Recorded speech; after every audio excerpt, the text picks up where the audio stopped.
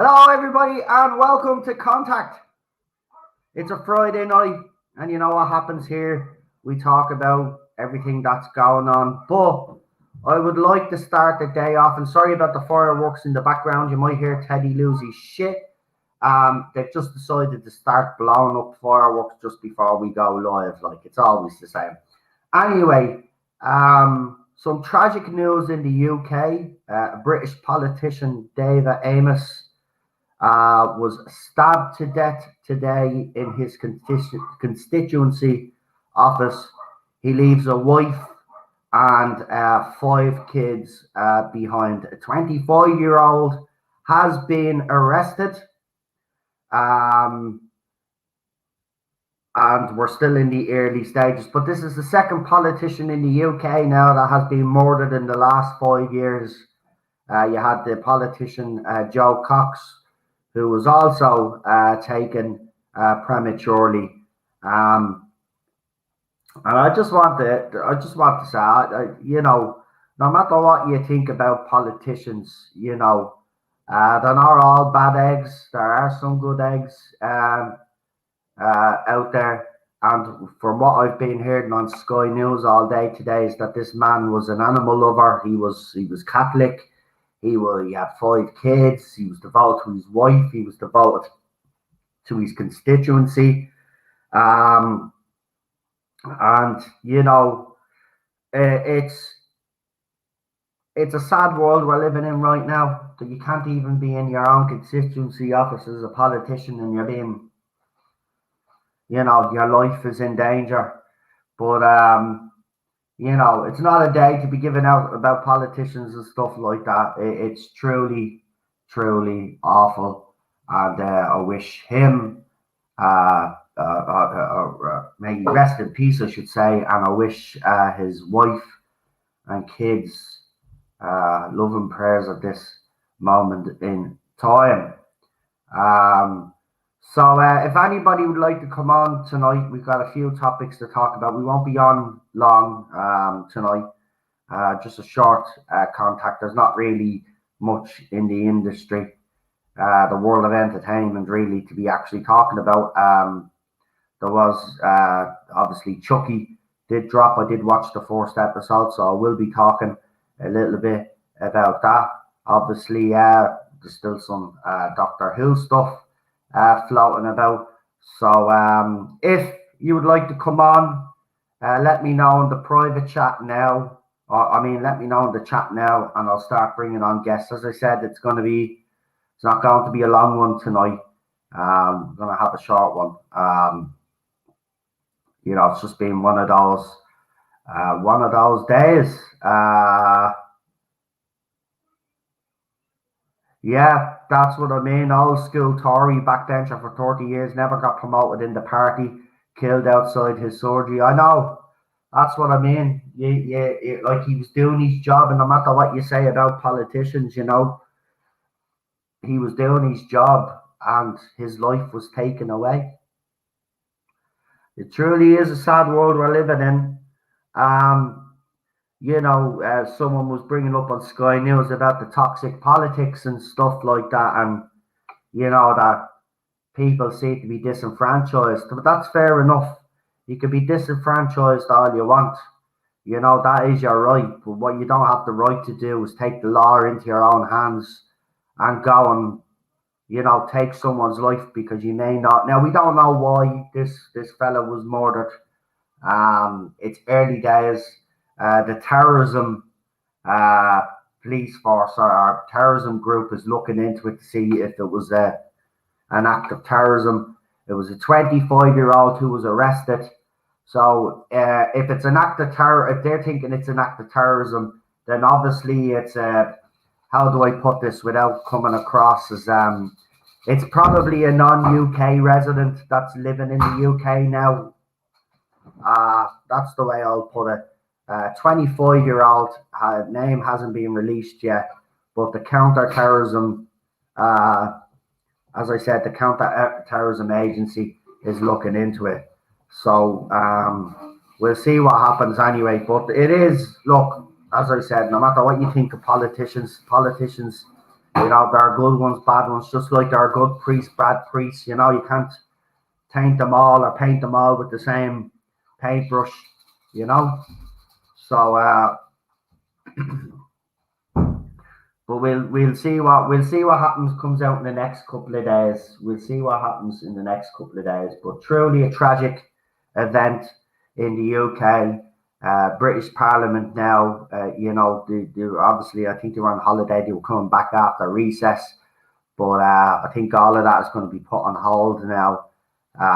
Truly another sad day for British politics. Second, as I said, second politician in 5 years to be murdered by someone out there.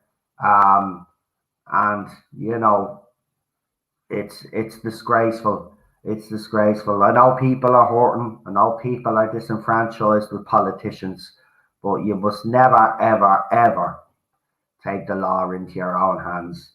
And you know, this guy, you were showing, he was an animal lover. He has pictures of himself and his dogs that he took outside Parliament. So he was oh no, listen, I don't care what Great Britain News got to say. That's not a news organisation anyway, right? I've watched that station, right? It's an absolute joke, and I wouldn't be listening to anything that they have to say, right? I know Sky News people will say that Sky News is not reliable and that propaganda and all of that, right? But when it comes to this, they will actually do this properly. When it comes to investigating stuff like this, they do. So I'd rather listen to bleeding Sky News about it than listen to a propaganda left wing or whatever you want to bleed and call a news bleeding fucking right wing news fucking outlet. That's not even a news outlet. It's a bunch of journalists coming on giving their opinion. That's not a news outlet. News people, presenters that present the news. They don't come on and give their own opinions about stuff. So Great Britain News is not Great Britain News. It's Great Britain propaganda. Right? It's a bunch of idiots that couldn't make it in their own field. They decided then to create this channel, right? And even Andrew Neil, the fella that was the chair of it, has run away because it's an absolute joke, right? So it's a joke. Don't talk to me about Great Britain News. It's an absolute fucking joke of an organisation, right? Great Britain News. It's a fucking news, me arse.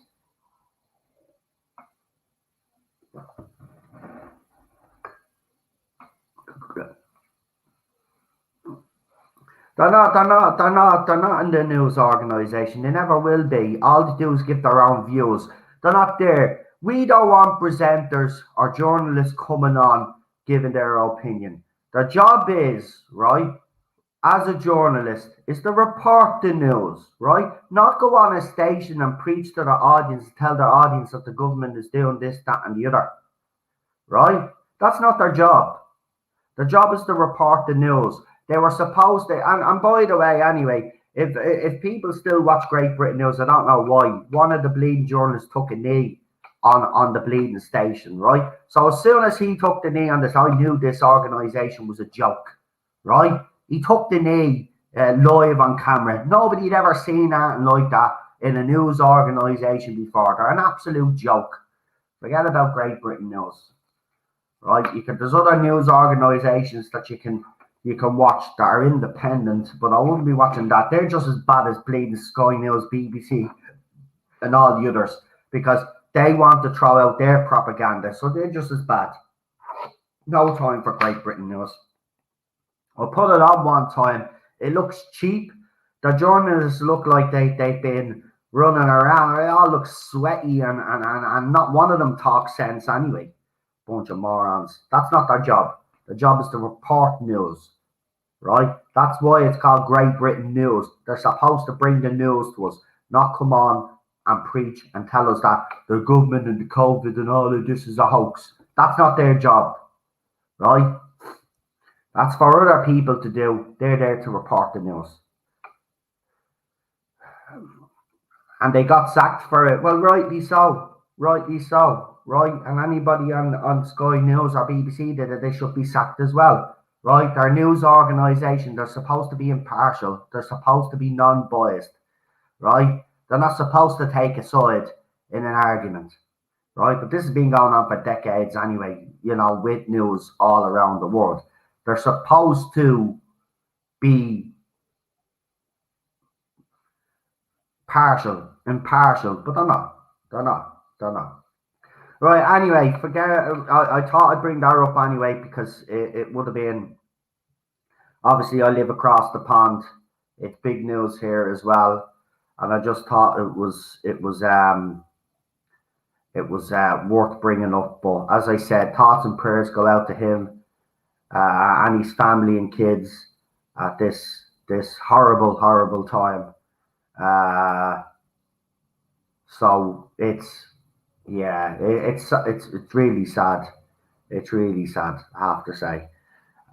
So I see Lee wants to come on, but is there anybody else that would like to come on? Let me know now. Would you guys in the chat there? Just let me know there in the chat there, will you?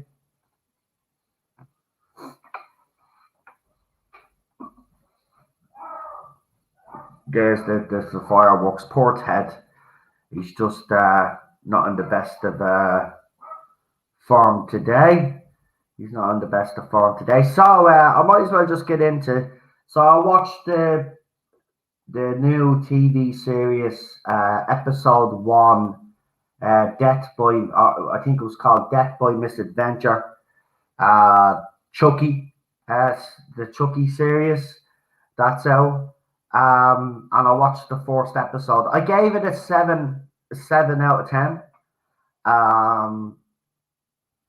So the fill is in. It's about this kid. And if you have seen the trailer, you see he sees this Chucky doll or Good Guys doll at a garage sale. He buys the doll for $10, brings it home. This kid is a sculptor and he uses dolls to do his art, right? So he's sculpting this piece with different pieces of the doll. And his idea is to use Chucky's head to finish off his art. But he tries to take the head off and he can't. Now, it's a slow burner. I will say that. Now, that's not a bad thing, right? I have to make that clear. It's not a bad thing that it's a slow burner. They build up the tension quite well. When Chucky finally comes to life, during the episode, little things are happening, but you don't see happen, right? So they're building the tension up. And then when he finally does murder his first victim, it's absolutely brilliant.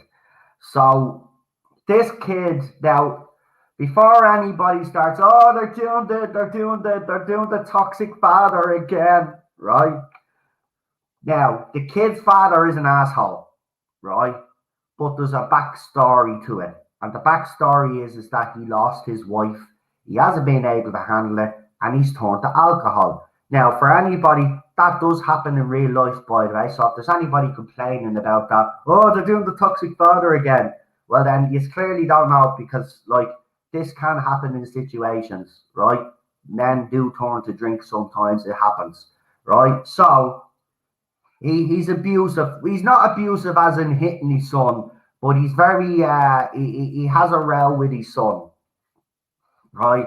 And his son says, I fucking hate you, right? And what you call it, the dad has a bottle of whiskey, right? So Chucky gets, you see the bottle of whiskey, right? And it's half full. And then the father looks back at the bottle of whiskey and he says, who drank me whiskey? So then the power goes, right? So he goes down into the basement. He does to check it out. And when he goes to switch on the switch, Chucky appears then all of a sudden, right? And he just stares at him. And I'm like, what's Chucky going to do here? And all the alcohol, right? He drank the whiskey. He gets sick. He does, right? And all the alcohol comes out of him, right? as your man is switching the switch, he electrocutes your man, right? Brilliant death scene. Brilliant death scene. He also murdered a cat as well, which we don't see, but he tells him. Now, before anybody says, "Oh, it's a toxic father" and all of this, they're pandering and all men. Well, no, because this is where the balance comes into it. So there's a scene in the episode where he's at a talent show, this kid, and Chucky shows up and he's sitting behind him. So he says something to the kid. The kid puts the doll up to his ear and he whispers something. And then the kid walks up on stage. Now, that this young girl, right, that's being, right, she's full of herself. She knows she's a good-looking girl. She's probably gonna be the college cheerleader and all of this when she gets a little bit older. And she's full of herself. Her parents and all are rich and all of this, and she gives this kid a hard time and stuff like this, right? She did something at the start of the episode where she set up a GoFundMe for him or something because she was taking the piss out of him because the son and the father are struggling financially. But she does this not out of kindness because she's a bitch, basically. So Chucky instructs the kid to go up onto the stage and then puts Chucky to the mic, and that's when all hell breaks loose. He deconstructs this young one on stage, makes an absolute show of her, right? So anybody saying, "Oh, look, they're doing the toxic father," well, they balanced it out because this girl then became Chucky's target. Also, the boy's aunt has a secret, right? We don't know about the secret yet, but she has a secret. There was a nice little cutscene at the end of Charles Lee Ray when he was a kid. Now, if me understanding's right, because I haven't seen any of I was watching one particular YouTuber about this show, but he was starting to give spoilers. So I stopped watching them for a while because I didn't want any spoilers. But what I gather is that Chucky is now back home. And what I mean is he's back home where he grew up as a kid, right? And so obviously he knows some of these people, right, that are now adults that now have kids of their own. And I think now, with the way the first episode ended, you seen a little Charles Lee Ray with his mother as a kid. I reckon now Chucky is back to either get revenge or to try fuck up the people's lives that live in this town, right? Because I reckon half of them are shady, and I think he wants to get revenge in that way. Now, the animatronics, Chucky itself, spot on. Brad back as Chucky. Don't get me wrong, right? This is going to be controversial, by the way. I did like the new version of Child's Play. I did like that they did something different to it. It'll never beat the original Child's Play. I'm not saying it will, right? But I did like their take on that version, right? And I did like that movie, right? But this TV show is definitely going back to the roots. As I said, it is a slow burner, but this is them building up the tension. And I think it's 27 minutes in, right, or something like that, before you actually see Chucky do something. You can tell that there's something going on leading up into it because little stuff starts happening. You're like, "Oh, what's going on here?" Right? So it's the same bloke that did the movie. So this is gonna be, like, it's what he it's his vision of what he wanted Chucky to become. Because apparently, the way the way he originally wanted to do it was nothing like what the movie that we got. So I don't know if he's going to do that in the TV show. But what I will say is that the fourth episode is a solid episode. It's a great start. I do like the kid in it. I'm gonna put it out there right now. I think the reason why Chucky has kind of latched on to this kid in particular, it's not because the kid bought him, right? But I think the reason why he's latched on to this kid in particular I think this kid reminds Chucky of what he went through when he was a kid. And I think this is what this is all about. I think this is revenge. I think this is why Charles Lee Ray probably turned out the way he did, because he was bullied and abused as a kid by people in the neighborhood, neighbors and all of that. So I reckon he's going on a revenge a revenge binge, and he's gonna take them all out. But I was very impressed. Now, I didn't go in with any high expectations or anything like that. You know, when I heard this was being released, I was really excited because I love the original movies. You know, even though I still think the first one was great, second one was okay, decent enough. The third one was a bit yeah, but still it was all right. It's when I got to the Bride of Chucky, then they start putting the comic element in it. And for me, that ruined Chucky because it's supposed to be a horror. So far so good. So far so good. I really do wish though it was thrown. I would have loved to binge watch this, but obviously it's on Sci-Fi US, and they will drop it every week. But a great start, have to be honest. I really did enjoy it. If you haven't seen it yet, apparently in the UK, I think it gets a release either this week or next week, I'm being told. So check out for that. It'll be on the Sci-Fi Channel UK. So for anybody that hasn't seen it yet, you can go there. I've already watched it, of course, as I said.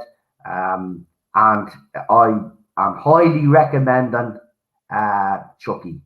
As I said, it's only the first episode in. The one nitpick that I do have is at the start is there was a couple of scenes where they had music playing through, and I thought, oh, for feck's sake, are they going to play this emo music all the way through? Right? I'm not a big fan of the emo music or whatever. I don't know if it's emo or what's the other one that's like emo, but they're not emo. What's it? Someone will tell me in the chat.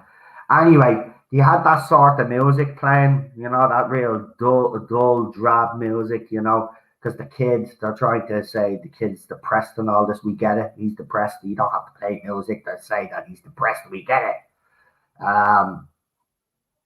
But what I like about this show is, right, and I know there will be people that latch on to the abusive father, right?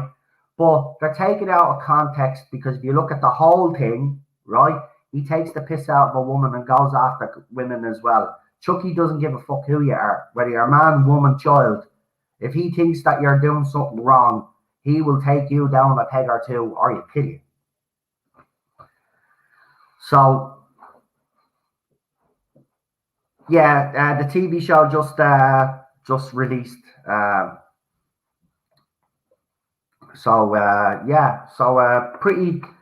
Pretty good, I have to say. I'm delighted it's not a letdown, to be quite honest with you, because as I said, this was one show that I was actually really, really looking forward to seeing, and it hasn't let me down. And I can understand why it's a slow burner in the first one. Stuff does happen, but it happens near, you know, the middle and the end. But stuff does happen. There's a deadly little scene though as well where the kid is holding Chucky, and he's basically telling Chucky, "You talk, right?" And next of all, Chucky just gets his hand right and gives him a clatter across the face. It's the funniest thing ever. I have to say, whoever's working the animatronics as well, fair play. And I'm glad they're using the animatronics. I'm glad they're not using CGI for Chucky. I'm glad that they're still using the old practical effects, because it only works that way, in my opinion. That's the way I see in the movies. That's the way I want to actually see the TV show. It was, I have to be honest, I'm going to watch it again tonight. I really did enjoy it. It's a good TV show, and I would highly recommend it. So yeah, I didn't see if anybody else. So I know Lee wants to come on. So I'm going to look at the chat now. So if you want to come on, let me know now. I'm looking at the chat, keeping an eye on the chat, so I know who to send an email to. So let me know if you're coming on. I will send Lee his invite right now. On Raglan Road, on an autumn day. Billie Jean's not my lover. She's just a girl.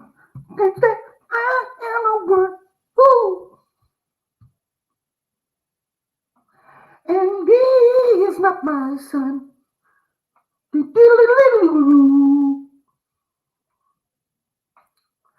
Right, let's see who's coming on. Let's see. Evening all, the third is on.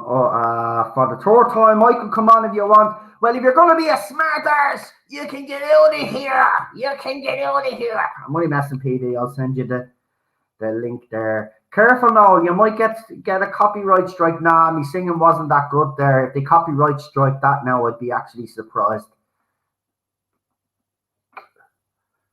I would actually be surprised. But I'll have to wait a long time, but I want to get a Good Guys doll again, because I had one growing up as a kid.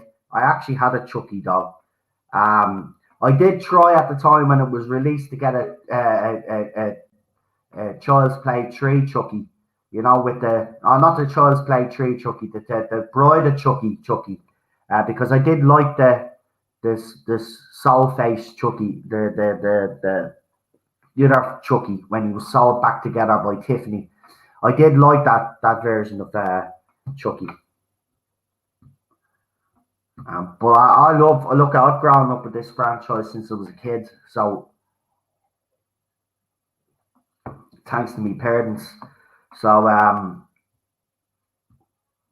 we got Talking Comics with Gorminator. If you'd like to come on, you're more than welcome to come on. And for everybody that didn't see me, yesterday was the first time I was back on camera. The wife got me a new webcam. So, yeah, it actually feels like it feels like I've started all over again or something. It feels weird. It feels weird. What are you on, mate? Guinness or cola? Oh, no. I'm on coffee. This is rocket fuel.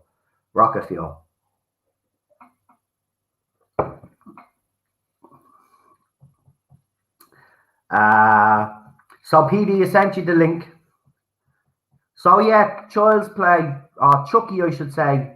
First episode, gave it 7 out of 10. I would highly recommend it to people, especially if you're a Child's Play fan. And if you didn't like the movie, which most people didn't like the new version, even some of the actors and actresses that were part of the original movie actually slated the Mark Hamill version, which I thought was unjust, to be quite honest. Now, I am an original Child's Play fan, right? Love it, right? But I did like their take on it. I did like that it was a computer processor and it went all crazy and then it started murdering people. I like that. If they weren't going to do the original one justice, right, then I'm glad that they kind of came up with their own concept. And I think it worked. To be quite honest with you. It's been a long time since you were last on camera. Yeah, when I dropped the bleeding Chromebook and the camera bleeding, the Chromebook opened up a bit and the camera fell out. No, you weren't a Deadpool fan. Ah, man, I have to unscribe now. Why? The first Deadpool was great. Maybe not the second Deadpool, but the first Deadpool was great. Yeah, I'm a Deadpool fan. I love Deadpool, sure. I'd show you, but I'd have to bring the computer outside. But my doormat that I have is a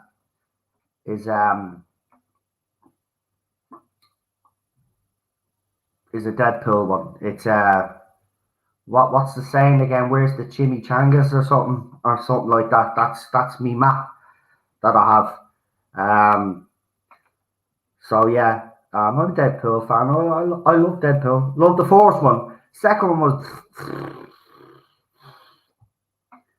Now let's see. I've got a private chat. Trying to get. Yeah, I was speaking to her last night. She was a bit tired, actually, PD, because I asked her to play Fortnite with me. She said she was setting up, and then I didn't hear from her, so she must have fell asleep. She's been pretty tired visiting our dad, visiting people as well. So yeah, we'll see if she's around. She's around. We'll try get her on. Right, let's bring on air two guests that we have. As I said, if anybody else would like to come on, you can come on. If you've watched this new Child's Play, let me know. Or Chucky, I should say. I keep getting confused. Chucky. If you've seen Chucky, let me know in the chat. And if you did, let me know what you thought of it. Right, let's bring on our guests. We got the one and only. No, I'm not bringing him on. I'm not bringing him on either. Get up, get up. Here he is, the one and only Problem Bane. Aye. Yeah, you've got to show your face now. It's a new rule on the channel now. Yeah, so, not happening. Wanna see your face? I can compete with you, Noel. With this good looking. Look at the bleeding hair, lads. But when you releasing your next heavy metal single, there, Noel. Oh Jesus! You're gonna buy hairs off of bats or something. Heads off of bats. Hairs? It's weird. My children. Jesus, man, get some sleep. I actually John Wick. No, not really. No. I look like Jesus. Your sound seems a bit weird as well. What's going on? Cheryl says that there's a built-in microphone on the. All right, because it's clicking and fucking weird. Yeah, don't know. It's not as good as before. I wonder if I could turn off. I'll have to check the settings. I don't know if I could turn off the internal sound. Hold on, I'll check the settings there. So we go into my camera. So we're using show advanced options. Okay, high definition. Is that it? You've only got 2 options. All right. Right. Well, I don't know. Everybody said I sounded okay yesterday. Maybe I should take a look at what I sound like. I haven't seen any of the Deadpool movies. Get out. Get out. I like Deadpool. I'm only messing. PD Rich is joining us. Hey, it's all right. I own both the Deadpool movies. Yeah. I like the first one. I love the Colossus bit in the second film. It cracked me up. Ozzy knows get away. I'm not like him. I don't eat bats. I eat rats though. It's the pangolin you need to be worried about. Oh yeah. So I'll ask you guys probably a stupid question to ask, but have any of you guys seen this new Chucky TV series? Nah, not remotely interested, to be honest. Wow. Never been a fan. Oh, come on, I've only just seen Jupiter's Legacy. What the hell? No, I just finished watching Squid Game. That is awesome. So good. So good. Say nothing because I'm gonna Cheryl's watched it. It's really hard. Like if you're afraid of heights, it's really tough to get through. I heard about that. Yeah. Oh my god, it's like god, you just get vertigo, and it's just like you can just imagine yourself in these positions, and you're like, no, nothing's worth that. Nothing. No. I'll just take the suicide pill now. There we go. Just shoot me. Yeah, being shot would have been a lot easier than somebody's death. Yeah. We're going to talk about the Squid Game, which I don't mind, right? Because everybody is watching it. Do me a favor. Spoiler free, okay? Spoiler free. I haven't watched it yet. James bleeding bombs. Is it a spoiler to say that people dying? There's lots of things about fear of height and stuff in it. It's right. Well, it's like when someone came onto Twitter the other day and ruined fucking James Bond for me. Like I don't care if you're pissed off with it, right? Don't care. Don't be. Well, I was watching. The Honest Trailers guy on YouTube, and I watched one on the Squid Game before I'd finished watching the first. All the episodes, and I was just like, oh god, there were like a couple of things in there that got spoilt for me just from watching. I thought it was supposed to be like not spoilery, it didn't warn you anything, and it kind of did. That's it, but it's Twitter, isn't it? It's Twitter anyway. Like if someone didn't like it, they're always gonna Yeah. Spoil it. But yeah, someone spoiled the ending to No Time to Die for me, and I haven't even watched the movie yet, and I was actually looking forward to it. Now I'll still watch, but now that I know what's going to happen at the end, like why? Well, I don't care if you had a problem with it. Keep it to your fucking self. People haven't seen it yet. Fuck's sake, man. I even said it on Twitter. I haven't watched No Time to Die. Yeah, people do that all the time. You know, it's like during Game of Thrones, you know, when the end of season, was it 4 or 5 or something, where Jon died, and it was just like it got spoiled. And I was like, you fuckers. Yeah, that was spoiled for me as well. But I have to be honest, when I watched it, it was still fucking. In hindsight, is still like that's still one of the best, greatest episodes of Game of Thrones ever. That one, the what's that? That's the white wedding, not the white wedding. What's it called? The something wedding. The one where the massacre happens, where they all get killed. The Red Wedding. Yeah, the Red Wedding. That's the one. That was one of the best. Seriously, that was one of the best episodes I'd ever seen in the Game of Thrones. And I was actually genuinely that was shocked. Amazing, yeah. Even though I knew it was but to see it happen, I just yeah. It's just a shame it went downhill. You know. Yeah. That was a great show until after the Battle of the Bastards, and it just fell apart. Yeah. We didn't know what they were doing, and then you had the guy that actually originally writes it. He should be concentrating on his books, but decided no wonder he's never going to get those books. By the way, he's going to be dead before he. You're going to get the manuscripts, not the books. Right, he's going to be dead. He'd be dead. Right, this guy is going to be working on this new House of Dragons thing as well, right? He's then getting these books. The reason being is quite clear, isn't it? You know, he's afraid to finish it because he's old. He's got the lap of luxury. It's been 9 or 10 years now since his last book, and the TV shows, you know, it started off high and ended, you know, complete disaster. So really, I mean, it's not only this book he's got to finish; he's got to finish another one as well afterwards.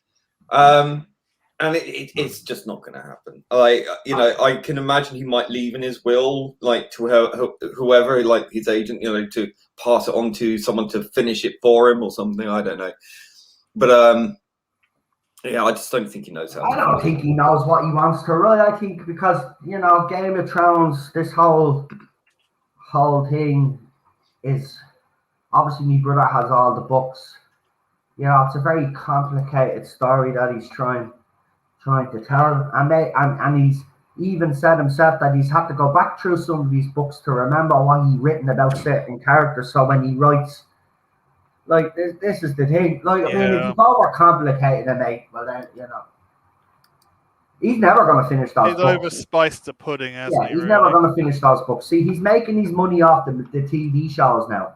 So he doesn't really, well, I say he probably sits at his computer. I know he does give fans updates, say he's on his computer now the last year. I reckon he does an hour a day or something and then doesn't fucking bother.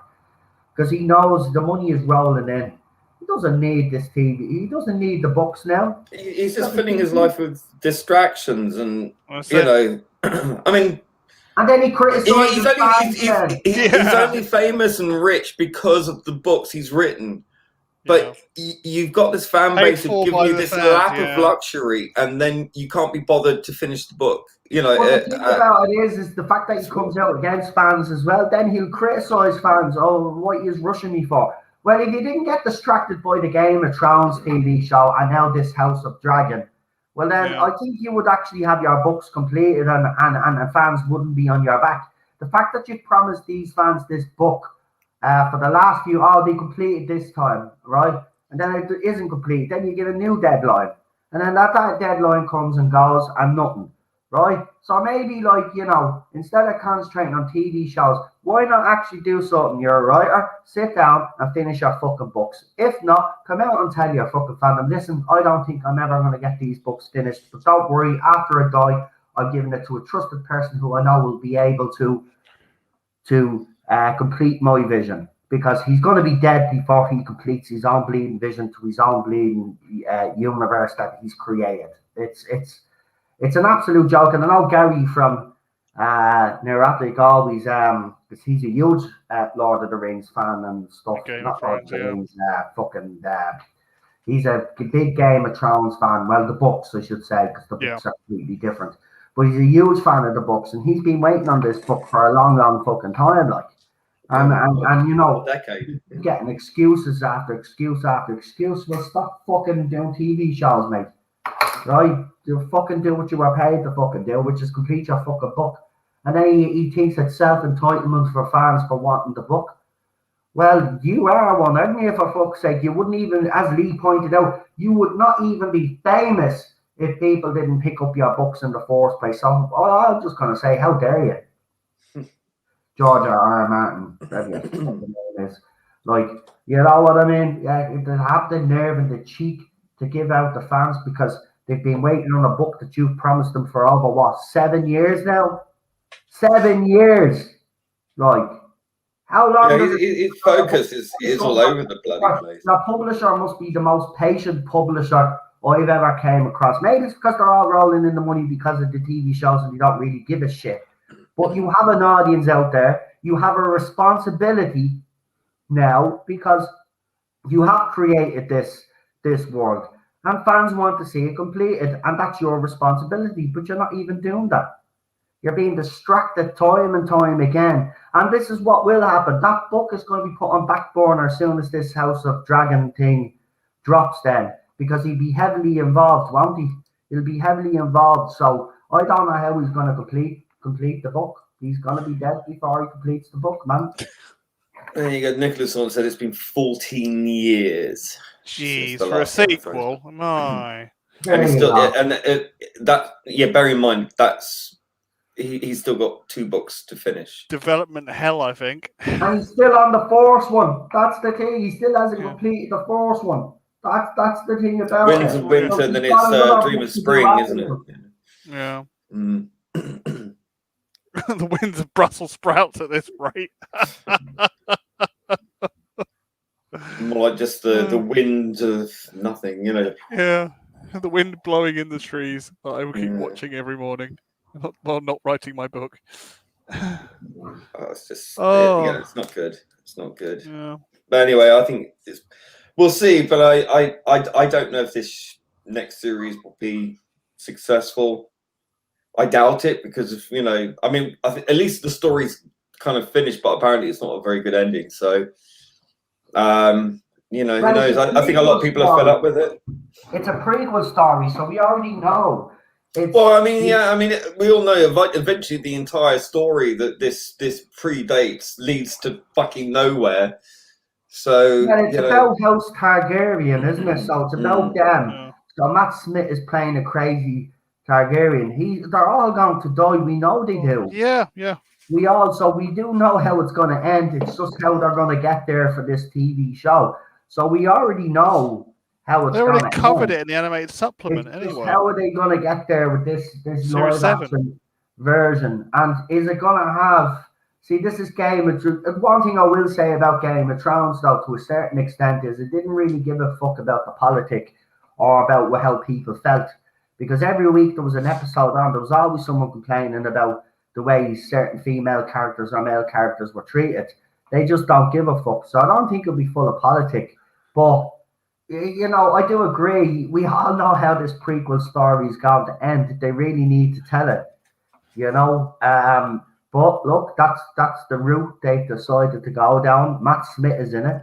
I'll give it a go because he's in it, because I do like Matt Smith. I loved him in The Crown, as you know. So, you know, I'll give it a go. I'll see what it's like. But, you know, Game of Thrones, like a lot of fans, it left a sour taste in my mouth. I still can't watch that scene with Daenerys and the dragon.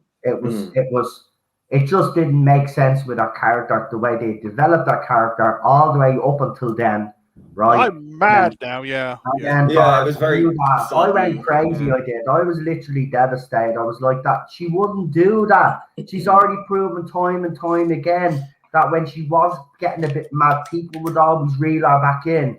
And then John McQueen. Fighting for, and then she goes and does something like this, murders innocent people. I don't want it, McQueen. It's just like, get off your fucking knees, for Christ's sake. And John's character was destroyed. And then all of this, and then what's his name? Dinklage's character is erased from my memory. Tyrion, yeah, he's a prisoner, yet he's there fucking king making at the end. It's like, and I mean, I think most people guessed that what's her face was going to become queen. Well, I thought she was going to become queen. She became queen of the North, Sansa, and then it was that's how fucking completely erased this from my memory. And then what's his face became Bran. That made no sense. But he had that interesting story. The Mr. No Personality. Did have one. But that's the thing. He had an interesting story, Bran did. But the thing about it is that by the time it got to the point of him becoming king, it made no fucking sense. Yeah. Yeah, and then of course, the White Walkers and all that was completely just flushed down the toilet. So Cersei was the big bad, and all she did was go and run and hide under the castle, and it was just sad. It was just really sad. All this expectation and build up and all this epicness. The big epic battle was so bloody dark. You couldn't see half of it. And then it was just over, and then obviously the girl just comes in with the knife and takes out the fucking night, the Night King. And it was just like, fucking hell, Maisie, Maisie's character. Yeah. Oh, John, I can't move. I'm scared. Fucking hell. Oh God. Well, it was bit of Batman news for you guys. So, Eagle ending. A little teaser was released, and it's of Robert Pattinson's voice. So they have a little teaser of his voice as Batman. I'm just going to say this. Oh my God. If you haven't seen it, seriously, go and watch that little teaser. Right, no matter what you say about what he said personally, he's got the Bat voice down to a T. I'm sorry, but he does. I know that'll upset people because he's don't like Robert Pattinson. I think you need to get over it. He did those Twilight movies fucking decades ago. We'll just get over it. Anyway, he's done some good movies. I don't like the fact that he said he wasn't going to buff up for the role, but, I'll put that aside. But I did have a listen to that. Well, he certainly buffed up Catwoman, didn't he? Well, if that rumor is indeed true, he really did. And he buffed up the bonnet of the Batmobile. The Batmobile, yeah, he was on the Batmobile.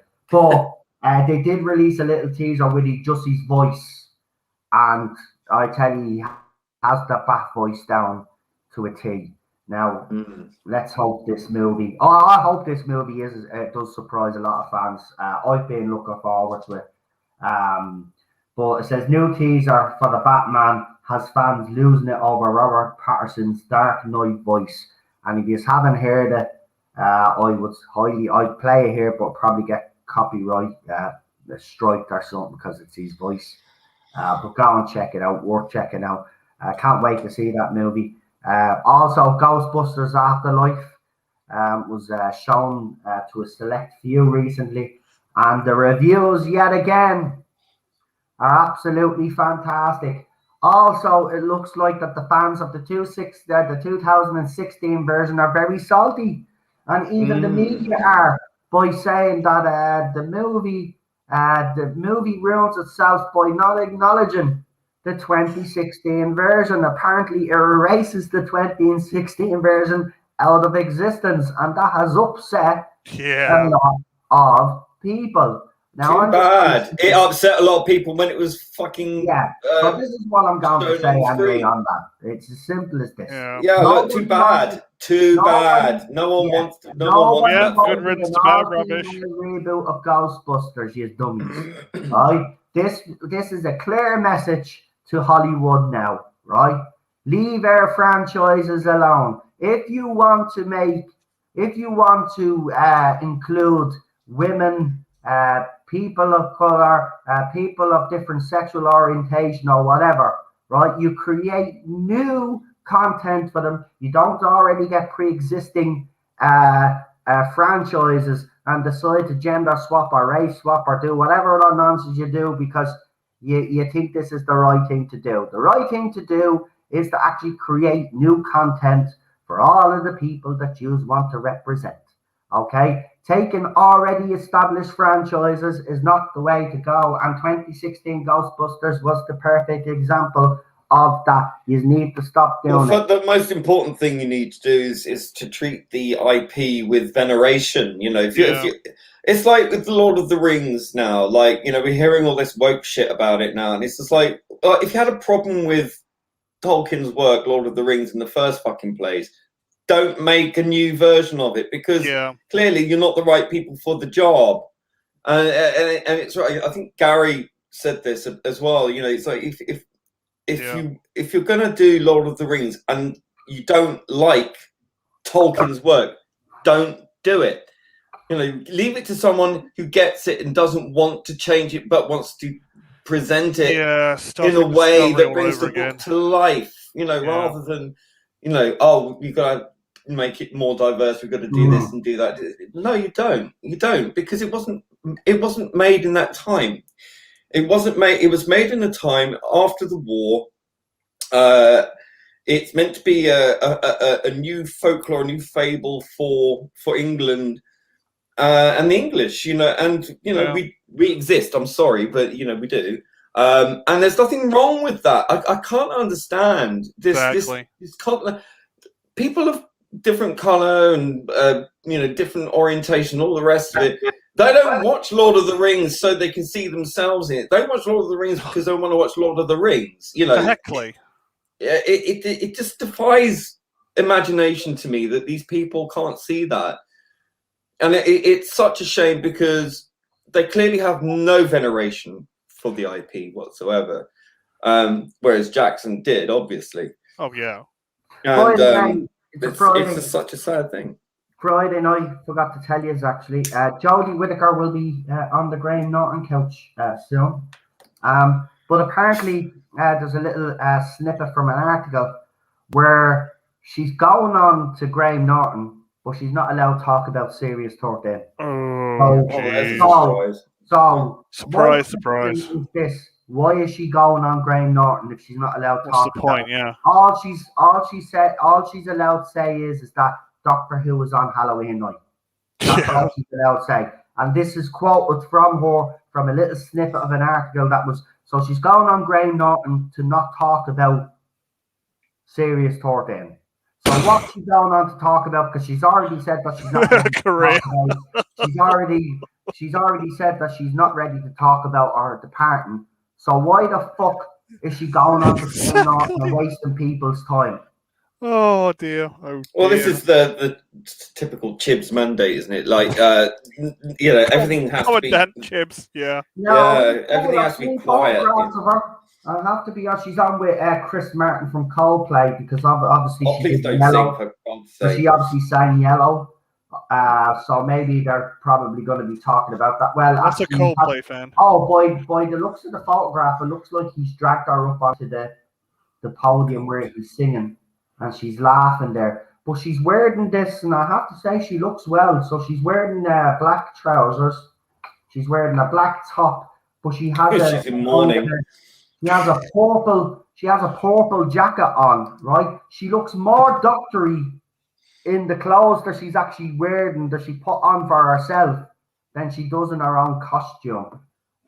She looks pretty well. She got black roots. Well, she's doing that. Yeah, she looks tired. I have to be honest. Looking at her photograph there, she looks a little bit tired. She looks relieved, actually. That's the one thing that I have to say when I seen the photograph where they said she officially wrapped. She looks really relieved to be gone, to be quite honest. It's like as if a weight has been lifted off her shoulder. But let's read this super chat because it was Game of Thrones and we're talking about Doctor Who now, so I want to get this out of the way. Game of Thrones Season 8 was 3 seasons worth of stories condensed into one season. It was originally meant to be 10 or 12 seasons. He did say that he didn't mean episodes, he meant seasons. So I'm changing that now. So it was that's true. It was supposed to be longer, but they decided. Dan and Dave were supposed to do Star Wars afterwards, and they got fired. So they decided to do that. But yeah, she's on the Graham Norton show, and she's not allowed to say feck all. Where is actually someone sent me the actual quote from her? So hold on. Where's the actual quote? Was it I'm a bit socially awkward, I am? So imagine going on to Graham Norton. I don't know what she's going to talk about. She's not allowed to say anything about. What's the point? It makes no sense. Why even come on? Like, why even open your mouth at all? I just don't get it. You're not allowed to talk about Series 13. You won't talk about that you're leaving. So what are you going on? Unless you have new projects, and she's going to talk about that. But yeah, she's on the Graham Norton show, just for anybody that is interested. I think the Graham Norton show starts at 9:30 or something like that, doesn't it? So you can go and check that out if you wish to do so. I don't know why you would, though, because you're not going to get very much. But apparently our fans are loving it. Well, it'll be great when she comes on and gives you nothing, as usual. Right, I'm going to get me dinner. Yeah, those hot dogs are done now. So you can come out to me. I'll just get the lads to talk there while I get everything ready. But I just wanted to read that super chat out. So yeah, Jodie Whittaker is on Graham Norton. And she's not allowed to say anything because, it's Christian now. Yeah, pretty much summed it all up. Yeah, I I don't get it. Why drag the woman to an interview if she can't? One must do what Commandant Cliff wishes. So that's that. So guys, if you just want to just talk about that briefly or something while I sort out the wife with the fill them in, and I don't mean sort out the wife as in sort out the wife. I mean filled, If we hear another dong, we know what's happened. Yeah, well, if it's a dong, it's me getting a smack of a frying pan, not Cheryl. But I'll be back in a minute, so I'm going to mute myself and knock off the camera there. What episode are you on, Teddy? Oh, okay. Oh, you are talking about that bleeding show again. Right, well, I'm definitely going to go because I don't want any spoilers. But if you want to talk a little bit about this new TV show that everybody is talking about without giving spoilers away, guys, you go ahead, because I haven't actually seen it yet, but Cheryl is like halfway through it. If you want to talk about and convince people why this is a show worth watching, without giving out too much away. But well, it's the biggest hit on. Well, off you go. The biggest hit on Netflix. I think in the history of their streaming service, had last time I looked, I think it's about 111 million views since it was put up on there. That's extraordinary. Now, can you imagine if Doctor Who had that? Wow. 111 million, right? That's quality right there, right? There's a reason why it had that many views. It was absolutely gripping stuff, really intense, great characters, and for a foreign film, a foreign TV series from South Korea, that's extraordinary. It really is, and it goes to show you, how people respond to excellence. And not this always been good though. Not the Western TV shows, which, have absolutely plummeting quality. Push the envelope, South Korea. Brilliant. It's brilliant cinema. Well, I mean, apart from some of their TV shows where there's a lot of crying, I've noticed. There's a lot of fucking crying in TV shows. But it's exceptional. It really is. And I went in. I saw the trailer. My mum watched it before I did. So she's a big fan of South Korea. Oh yeah, she likes kimchi, mate. Yeah. Oh, God. Oh, don't. No. Every time I opened my fridge when she visited, it was like, oh my God. The stench. I'll have to send you the stuff that doesn't stink so much. The Japanese. I'll send it to her. Fucking hell. Bloody hell, that stuff. I mean, I know. She left a bag in my bin, my wheelie bin, and I went to open it, and she'd gone like a few days. So I went and opened it, and it. So, whoa! Do you know South Korean? A friend of mine's married to a South Korean lady, and he tells her they have their own fridge out in the shed for kimchi. That's how bad it is. Yeah. Jeez, that stuff is it's oh God, it's something else. Rice vinegar. You need a bottle of rice vinegar. Just pour it in. Just pickle it. You need tactical nuclear weapons to take that shit out. That's how the Japanese do. They pickle it with rice vinegar. It just takes the smell out of it. And they add more chili spice to it. There you go. Yeah. They make a Japanese derivative. Yeah. Anyone's interested? Yeah. But yeah, I've always loved a bit of Korean cinema every once in a while. I've got a couple of movies myself. I watched Kingdom. That was pretty good. Always, yeah. They're not scared of pushing it. That's why. No, and they got excellent production values as well, and they really throw money at it, and and the acting was. I mean, obviously, I watched the dub versions, and dub wasn't just too distracting. They managed to sync up the lips quite well, actually. That's cool. Which is nice. And it did work, quite a lot. I've noticed with Netflix, actually, the dubbing for foreign TV shows is pretty good, actually, because I can't stand reading subtitles. Oh, a bit like Dark was very good. Dark was very good with that, the dubbing as well. So, and this as well, another one, Katya, the volcano thing, that's pretty good. Yeah. So yeah, I'd highly recommend it. It's very violent. It's very graphic. I'm sold. Yeah.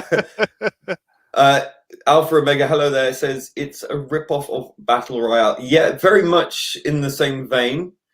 It has definitely got that Battle Royale sort of thing, but it's all on this island in this large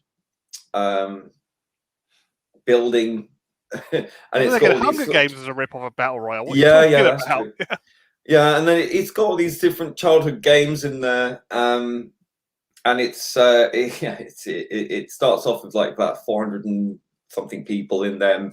Wow. It whittles them down by if they fail or anything, they get basically massacred. It's really, really intense, but it's the motivations for why people are there. It's the future of Amazon. Yeah.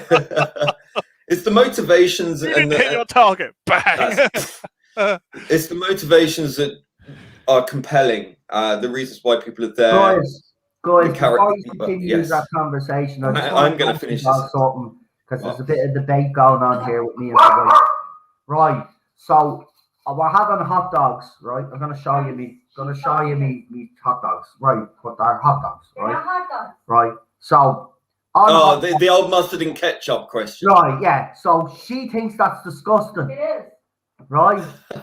Now, I want to ask you, let's clear this debate. Hot dogs, mustard and red sauce. Who's mustard and red sauce? Hands up. Well, yeah. I have had it with mustard and ketchup, yeah. But my favorite is mustard and caramelized onions. That's good, yeah. You didn't make me my sauerkraut. Well, make it yourself. Sauerkraut, yeah. Y'all already got sausages like.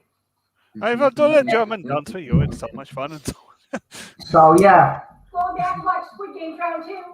Go for Squid Game. Then again, Americans like jam and peanut butter. So. Oh, I do like that as well. No, I do like that, but she thinks it's disgusting. Right? This is a woman. This is a woman that I will cook for some rice and fish, right? And I'll show you. Hold on, actually. I'll show you what she throws on it, right? Hang on. Rice and fish is sushi, technically. I'm not messing, right? Everything that she cooks, right? She puts this shit on it, right? And it disgusts me, man. She does it with everything. Pizza, fucking, you name it. What is it? No, this is a chip spice, right? She puts this on boiled rice, on fish, on fucking chicken. And I cook her. This thing comes out. This was full. This was full about 2 weeks ago, right? She takes this, and as soon as I cook her something, I'm a bit like that with cumin. I love cumin. Yeah, but fair enough. But some of the stuff she puts it on is truly, it baffles me, man. I'm like that with sweet Thai chili sauce, though. There we go. There, like, are you serious? You're putting that on? She puts it on eggs. Wow, that's a bit too far. Something I did want to talk about actually tonight was Stonewall and the BBC. Oh yeah, that was huge. Like, if anyone doesn't know about this, I urge people. It's funny enough, the BBC broke this story about the BBC and Stonewall, so that was something else. Amazing that journalism is alive and well at the BBC. But what happened was, there was a journalistic investigation into the connections between Stonewall, the LGBTQI plus whatever the fuck, charity, and the BBC. And it turns out that the BBC and a lot of other organizations, including government, police, and so on and so forth, are all signed up to a scheme with the Stonewall, right? Which does all their diversity and inclusion training, right? And you know that stuff I was talking about with Common Purpose and stuff like that. I still think that Common Purpose is somewhere in there, untouched and unscathed by this, but I think there's definitely a connection there somewhere. But with Stonewall, they were the ones dictating to the BBC. Now the BBC is supposed to be impartial, right? But they deferred to Stonewall for all their talking points, right? So all this, even down to the LGBTQ plus thing, was a directive from Stonewall. And obviously there's a lot of people within that so-called community, myself included, who do not subscribe to the the pandery sort of rainbow waving progressive stack, and there was indeed a split off from the Stonewall group, which was the LGB Alliance, right? So basically these journalists who have a podcast on the BBC did a 10-episode expose on the connections between Stonewall and the BBC, and the BBC declined to answer their questions a lot of the time, apart from issuing statements. But they declined to answer. Stonewall refused to engage and did not answer. And if you look at their Twitter account, they're actually saying, hold on, let me just get it up here. It says, look like we're trending today on Twitter, eyes emoji. You might have seen a podcast about our work today. We make no apology, hand claps, for working towards a better world for LGBTQ plus people. This is LGBTQ plus, that's their thing. In fact, we'd love to tell you more about our work in our thread below. So they totally acted like clowns. They acted like children. Surprise. And being facetious and refusing to answer questions. I know what the Alliance split off, don't you now? Yeah. Exactly. And there was another thing as well. What's the group that what's the thing? The one that looks out for things being correct or incorrect on TV. What's it called? Ofcom. Ofcom, yeah, Ofcom. That's it. I'm not brain fried. Ofcom. Turns out Ofcom are also signed up to this the Stonewall scheme, which is a competitive thing. So basically, you sign up to this thing, and you have to prove to Stonewall that you're being inclusive and using all the right terminology and and there's a table, and you climb up this table, and if you're struggling in the table, you can pay Stonewall to come in and train you there. So is it money exchanged? and it's Pyramid secretive scheme, thing. yeah. They refuse to. I mean, the BBC, who is funded by the British people, refused to allow, under a freedom of information request, to disclose what was said between them and Stonewall. So it's all under secrecy. So all of this has come out, but Ofcom are also signed up to this as well. So they're the ones turning a blind eye to what's going on at the BBC because they are under the same directorship of Stonewall's scheme. House of Cards. So, I mean, not only is Stonewall, the Welsh Assembly, the Scottish Parliament, and members of Parliament, and all this kind of stuff also are signed up to Stonewall. Right, so we're talking huge, right? And this is a lot of power coming from one group over a load of other groups who are all competing to get their pat on the head, basically, from Stonewall. So that's why we've seen a lot of these groups leaving Stonewall's grip, because they knew that this expose was going to come. So there's a huge conflict of interest there. So all this woke shit, the BBC and all this, really stems with what's going on with Stonewall, and I would argue as well, Common Purpose, who must be involved in this, so I wouldn't be surprised. Yeah. But, I mean, all the stuff I said about Common Purpose is the same sort of shit that's going on with Stonewall, basically. Yeah. So it's going to be very interesting. Now, this has exploded now, right? It's even trending now. And this came out a couple of days ago. And I watched all the episodes of it. Well, listen to it and I would urge you to go and check it out. It's on the BBC, and it's Nolan. So it's Irish, a couple of Irish investigators on this show. Hold on, that fucking dickhead Nolan. I guess, I don't know. I've never heard of him before. I know who he is. All right, but it was a really, really good, really he's a big good guy, isn't he? He's a big guy. Yeah, apparently he Northern is. Ireland. Yeah, he's very. Yeah. He came out of retirement actually.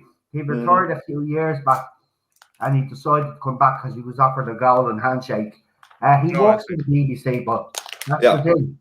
So, yeah, I mean, he works for the BBC, but if you actually listen to the podcast, right, there's no punches pulled in this whatsoever. He doesn't. That's what I'm saying. He is a dickhead. I'm going to admit, right? I think he's a dickhead. But I will say this: when it comes to investigative journalism, didn't he get like some Northern Irish politician? Yeah, he's one of the guys that you would want to be listening to. I will say that.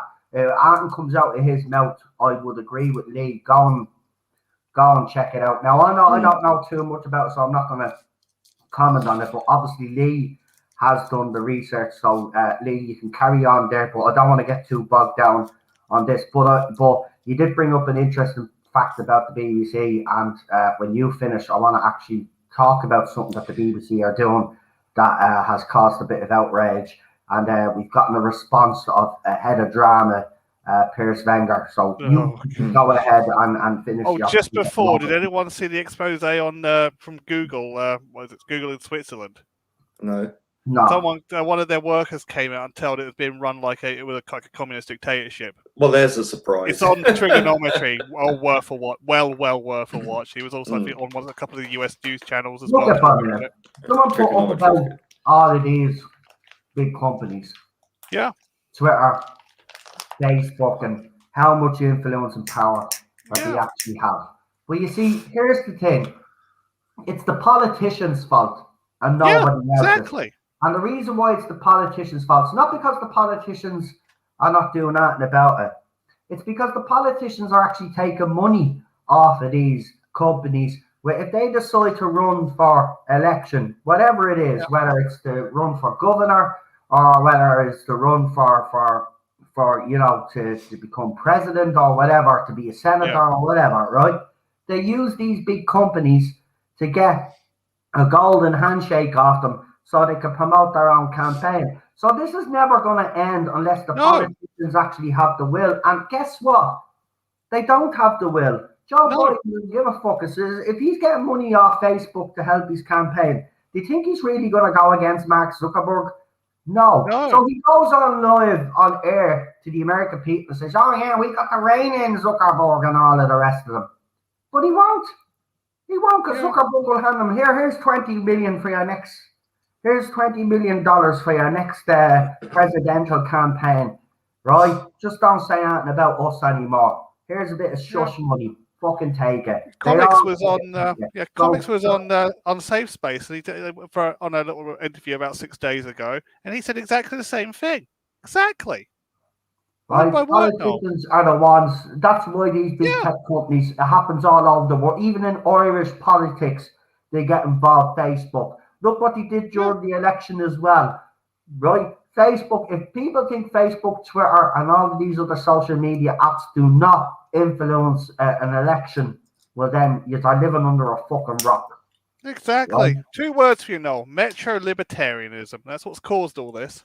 No, what it is, it's corporate fascism. Exactly. And corporations. I mean, Globalism. think about where that term really sprang from. It sprang from the syndicalist unions that Yeah. joined together in Italy during the 1920s, right? So, the 1910s, under Mussolini. And it was the corporations. If you look at the definition of what a corporation is a public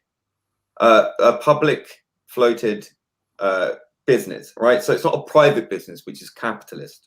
Yeah. It's a public business, right? It's on the stock market. You have a board of directors, you have shareholders, and all the rest of it, which is exactly like how a cooperative works, or a socialism, communism works, right? You have boards, committees, you have shareholders. That's socialism. It's socialized business. So corporations are in fact not capitalists. They are, by definition, socialized socialist businesses. Yeah. So when you look at something like Twitter, that's a corporation, right? It's a massive corporation, and it has shareholders, it has all the boards, it has all this kind of stuff. It's not capitalist, right? So when you look at how they can manipulate elections and all this stuff with an agenda, of course they do. Why are so many corporations so radically pro-socialism and pro-communism? Because they are themselves a product of the state. They're a state within a state, effectively, right? They follow all the state rules, all the regulations, and they benefit the state, and they also take from the state as well. They look at banks as well. They're not private banks, most of them. They're all floating there. Public banks, central banks or state banks. So again, it's very socialized. It's corporatized, state-run fascism. And fascism, if you look at it, it just means a bundle of sticks tied together with string to make it stronger together. Something else is the sticks tied together. Yeah, it is. That's what it is. A fascite with an axe head. Yeah. So it's So yeah, I mean, it makes sense when you start unraveling this thing. We hear all these commies on Twitter going, "These corporate fascists." So yeah, correct. Yeah, they're capitalists. No, they're actually socialist. Right? Yeah. So yeah, I mean, that's why when you look at this seriously, when you actually listen to this podcast on Stonewall, you see they've got their fingers dipped into government, BBC, right? The state television broadcaster, the police, right? So all of these things are incredibly state-focused things that they've got. That not talking about private businesses, or even though you've got private businesses in there, but you've got mostly public state corporations and all the rest of it. So what does that mean? It means that they are making money from the public purse as a charity, and also through BBC, the police, and all the rest of it, who we fund as well. So that is state power that they have. And that, to me, is corporatist fascism. It's a cartel.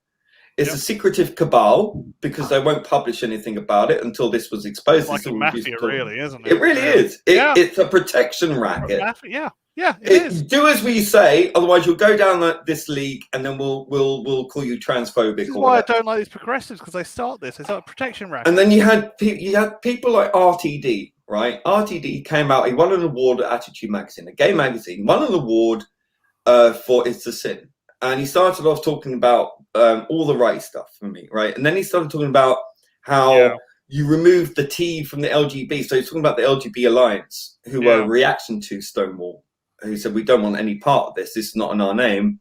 And we're biological realists. You know, with all this gender stuff is harming homosexuals, because homosexuals are being told that they don't exist anymore. Yeah. Because it's homogendered now, and it's we have to take homosexuals only like people of the same gender, not the same sex, same gender. So it's you know, if a gay man doesn't like another gay man with a vagina, then there's something horribly wrong with you and you're a bigot. So this kind of stuff. I'm gonna put this to you. I'm gonna put this to you because you're the one that brought this up. So I'm gonna say that Russell T Davies does not agree with what you have to say. What would you say about that? Well, I know that because, as I was saying, he did. I know. I see your response, so that's why I'm bringing it up, because I know what you said. But tell the but. I need to tell the audience what he said. Coming out and saying, but he was basically saying, and then he started garbling stuff like, if you remove certain like letters from certain words and it doesn't make any sense, and he started, you know, it was very strange. And then he ended kind of saying, you remove the T, you're effectively killing. It's very hyperbolic. Well, no, because the T was a bit quite new. Well, you've seen this coming 2 years ago. I remember having a conversation with you, Lee, on this particular subject, because you've been talking in great detail about this. And you actually said it, that this would end up, that this whole situation would end up, you were seeing levels of discrimination and violence towards gay men and lesbians were on the increase since all of this nonsense started up. I mean, it does seem to be going back, and I have to say, it's very sad to see, but it does seem to be that we're going back to times of the 70s and 80s in particular, where gay men and lesbians were discriminated against. And you're seeing a lot of that. And I mean, you've put up some horrendous like threads and posts of what these people do be saying about gay men and lesbians and attacking them because they may not want to be in a relationship with a trans person. Oh, I think this whole thing, look, I knew this would blow up in their face. You can see very incel language. Anyway. It's very incel language. Back. I mean, you fought all your life to get where you are today. I've been hospitalized back in the 90s. You know, I was bullied at school.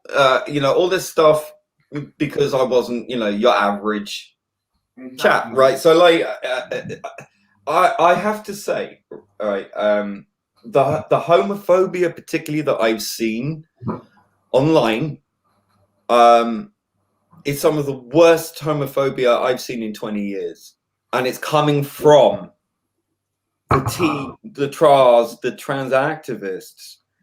And I can't believe it. And you know, I'm sorry, if you want to win friends and allies, if you want the LGB and the T to stick together, you don't go attacking the LG, right? You don't do that. You do not do that. Yeah. We've been very tolerant for a very long time until all of this gendered nonsense, because it used to be transsexual, and they were biological realists as well. Because, you know, as on the the Question Time yesterday, there was it Robert Winston? There you go.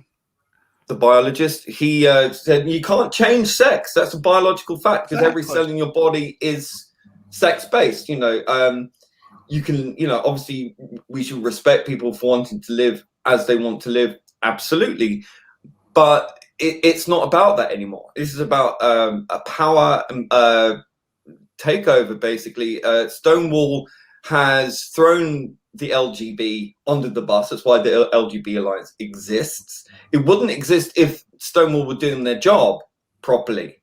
That's the point. So when Russell T Davies comes out and accuses the LGB Alliance and people who support it as killing killing trans people is incredible hyperbole and incredibly deceitful and dangerous rhetoric, because that's not true at all. And there's a reason why it exists. There's a reason why the LGB are pissed, is because they've been thrown under the bus by an ideologically possessed Stonewall, who've now been shown to be basically corporatist fascists by manipulating the BBC, manipulating local and governments in England, Wales, and Scotland, and who have also got the police under their wing. Well, I say, going back to that Disco Alien comment, I think she's 100% right. I've had that comment for about a few months now. She turned around and said was dead on. It'll be the left sending us back in the closet, not the right. Yeah. By the way, so they're doing all of that, and then they go and do something like this to BBC.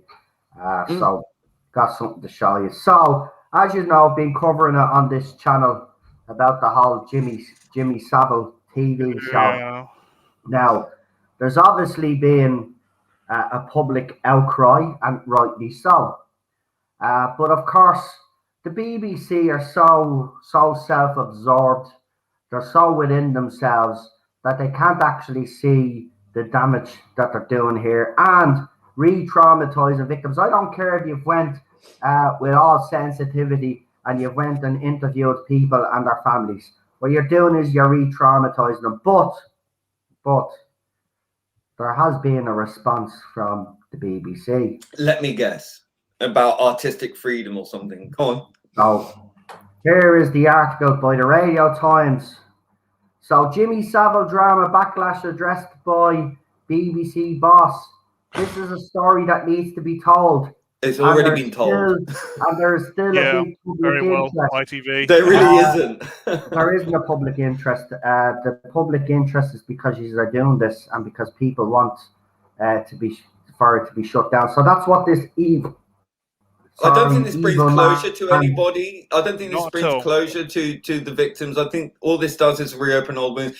Listen, I think maybe you could do something like this maybe 20 years time or something. You don't go out and rush to make a 9/11 film, after the event, now. Right? Now. I just think it's badly judged. I think as well, the last people, if there was a film to be made about this or a series to be made about this, the last people on earth to make it really should be the BBC. Exactly. I agree. That was my whole point anyway. Why would you get an organisation like the BBC? And can we even trust it to tell the full story as well? Because I mean, look, let's be honest. There's weird shit about dead bodies and things, and also the people he was associating with, higher up, very high up. Will they be mentioned? I doubt it. So I think it's going to be an exercise in curating the story, possibly to make it less than what it actually was. Perhaps we haven't seen it. I'm not going to watch it.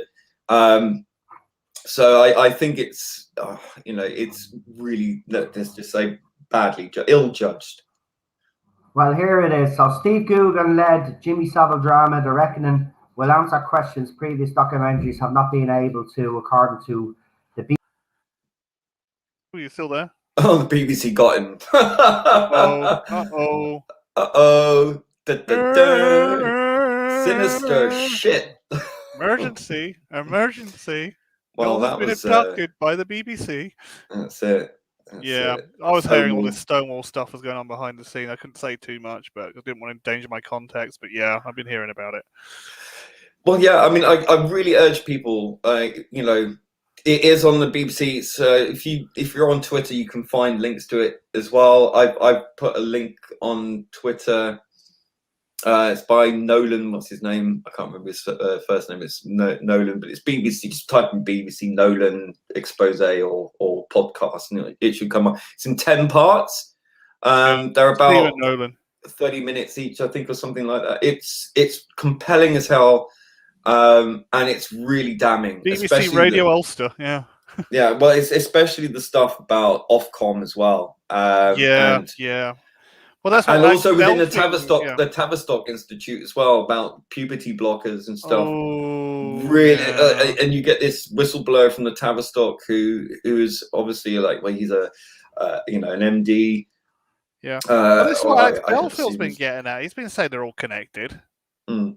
They're all connected at the hip. He said the police and the BBC have been working a bit as thick as thieves in London. Well, there is something, the fact that it's all under privacy, like even a freedom of information request. Bear in mind, the BBC is a public broadcaster who you pay for. Yeah. They refused to release that information because it involved Stonewall. So they didn't want to blah blah blah. Excuse. It's absolutely horrendous. The BBC should be impartial, but they've been using all the talking points and things that have been handed to them by Stonewall so they can creep up the Stonewall League. Yeah. And it's absolutely astonishing. I mean, it's worse than you could think, right? It's such a huge thing. And now apparently it's even reported on the BBC News, on the website. Wow. It's quite interesting, the fact that the BBC allowed these guys to They're do going to have this. to purge themselves of Stonewall. There's no way around it now. No, the BBC has now walked away from Stonewall. I don't blame them. Well, they've been compromised. There's nothing that they could do otherwise, because not only that, but there's a lot of stuff that was potentially illegal as well. In terms of the advice that they were giving, in terms of legal advice and law, or the sex-based rights also cover gender-based rights, which they don't, but that's what they were saying. So they're talking about stuff that they believe should be the law, but in fact is not the law. Yeah, that's it. Yeah, like in Amazon, like I hear in Amazon. Yeah, and so what they've done is Stonewall has presented to the BBC, the police, and everyone else, signed up to this thing. Yeah. That the LGBTQ plus moniker is an umbrella term for everybody, and we all think the same. We all say the same thing. We all behave the same way, which I think is ridiculous, obviously, because it's not true, and it's homophobic, because it's saying that we all subscribe to the gender politics, and we don't.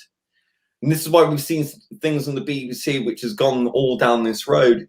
And even in the news, right? Even in the news, you even had one woman who was a reporter on the news in the Southwest news team who came out and said all this stuff. Obviously, you've got women who are saying that their rights are under threat.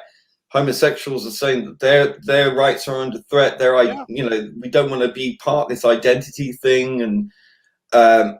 And that's, again, why the LGBT Alliance exists and has been vilified by Stonewall, vilified by the BBC. They've refused normally to have them on to talk.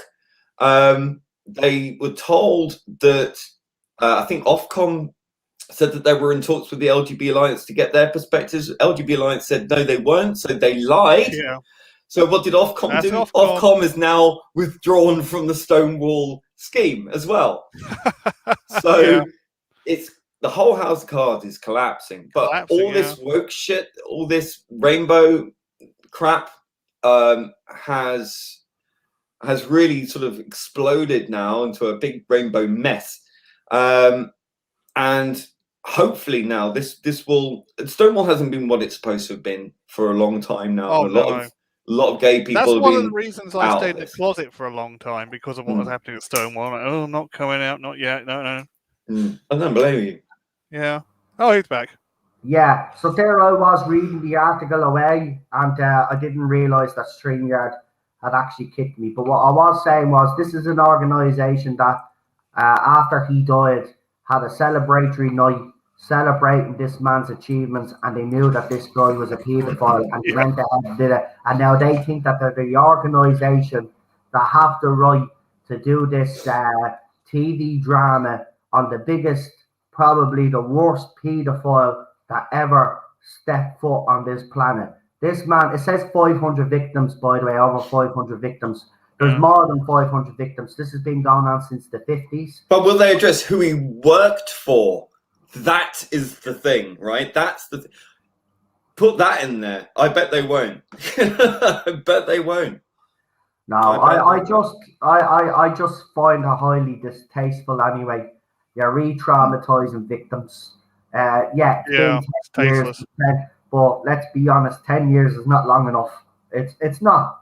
It's not. And you talk to anybody that has suffered from sexual abuse or harassment, right? You never get over that, right? No. And one thing that victims don't want is for all of this to be dragged through the mud yet again, right? They want to move on with their lives or try move on with their lives the best they can. They don't want all of this dug up. So I have to say, I'm not surprised that Piers wanker, because, you know, look what he's doing with Dr. Who. So I'm not surprised. And I'm not surprised that he came out to defend him, because that's the type of man he is. I'm not against the Savile drama. I'm against the BBC making it. Yeah. You could never get away with it without help. Exactly. BBC are the ones that actually covered up for this man. Sensationalizing, isn't it? Yeah. So exactly. That's what it is, and that's why I don't. Yeah, and who stands to make money from this? The BBC. And I don't think they should be making. If they're going to make money from this, then they should give that money away to the victims. Charities. Any victims that are alive and the victims' families. I agree with you. But look, I'd rather Channel 4. They probably wouldn't want to take it though. ITV or even Sky Max, as it's called now. It's not called Sky One anymore. But I wouldn't mind them doing it. But it shouldn't be the BBC. No way. But it's typical of BBC. They think it's their story to tell. It's not. It's the victims. If they want to tell that story, let them. And the British public are paying for it as well. And the British public are paying for it. And there is a backlash, by the way. And he said about the backlash that, well, it's a story that needs to be told. So he's. Well, here's a story for you. Defund the BBC. Well, you Brits don't know what you want. Because after they knew, trust me, they knew.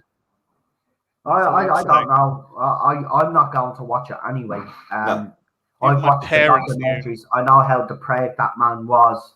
To watch it's bad enough watching dramas based on fictional events, let alone something like this. No, thanks. Yeah, and if everybody thought Des was disgusting and stuff like that, this Jimmy Savile, and this is the thing though, right? How are they going to do this? Are we actually going to see, when they do this drama, are they actually going to see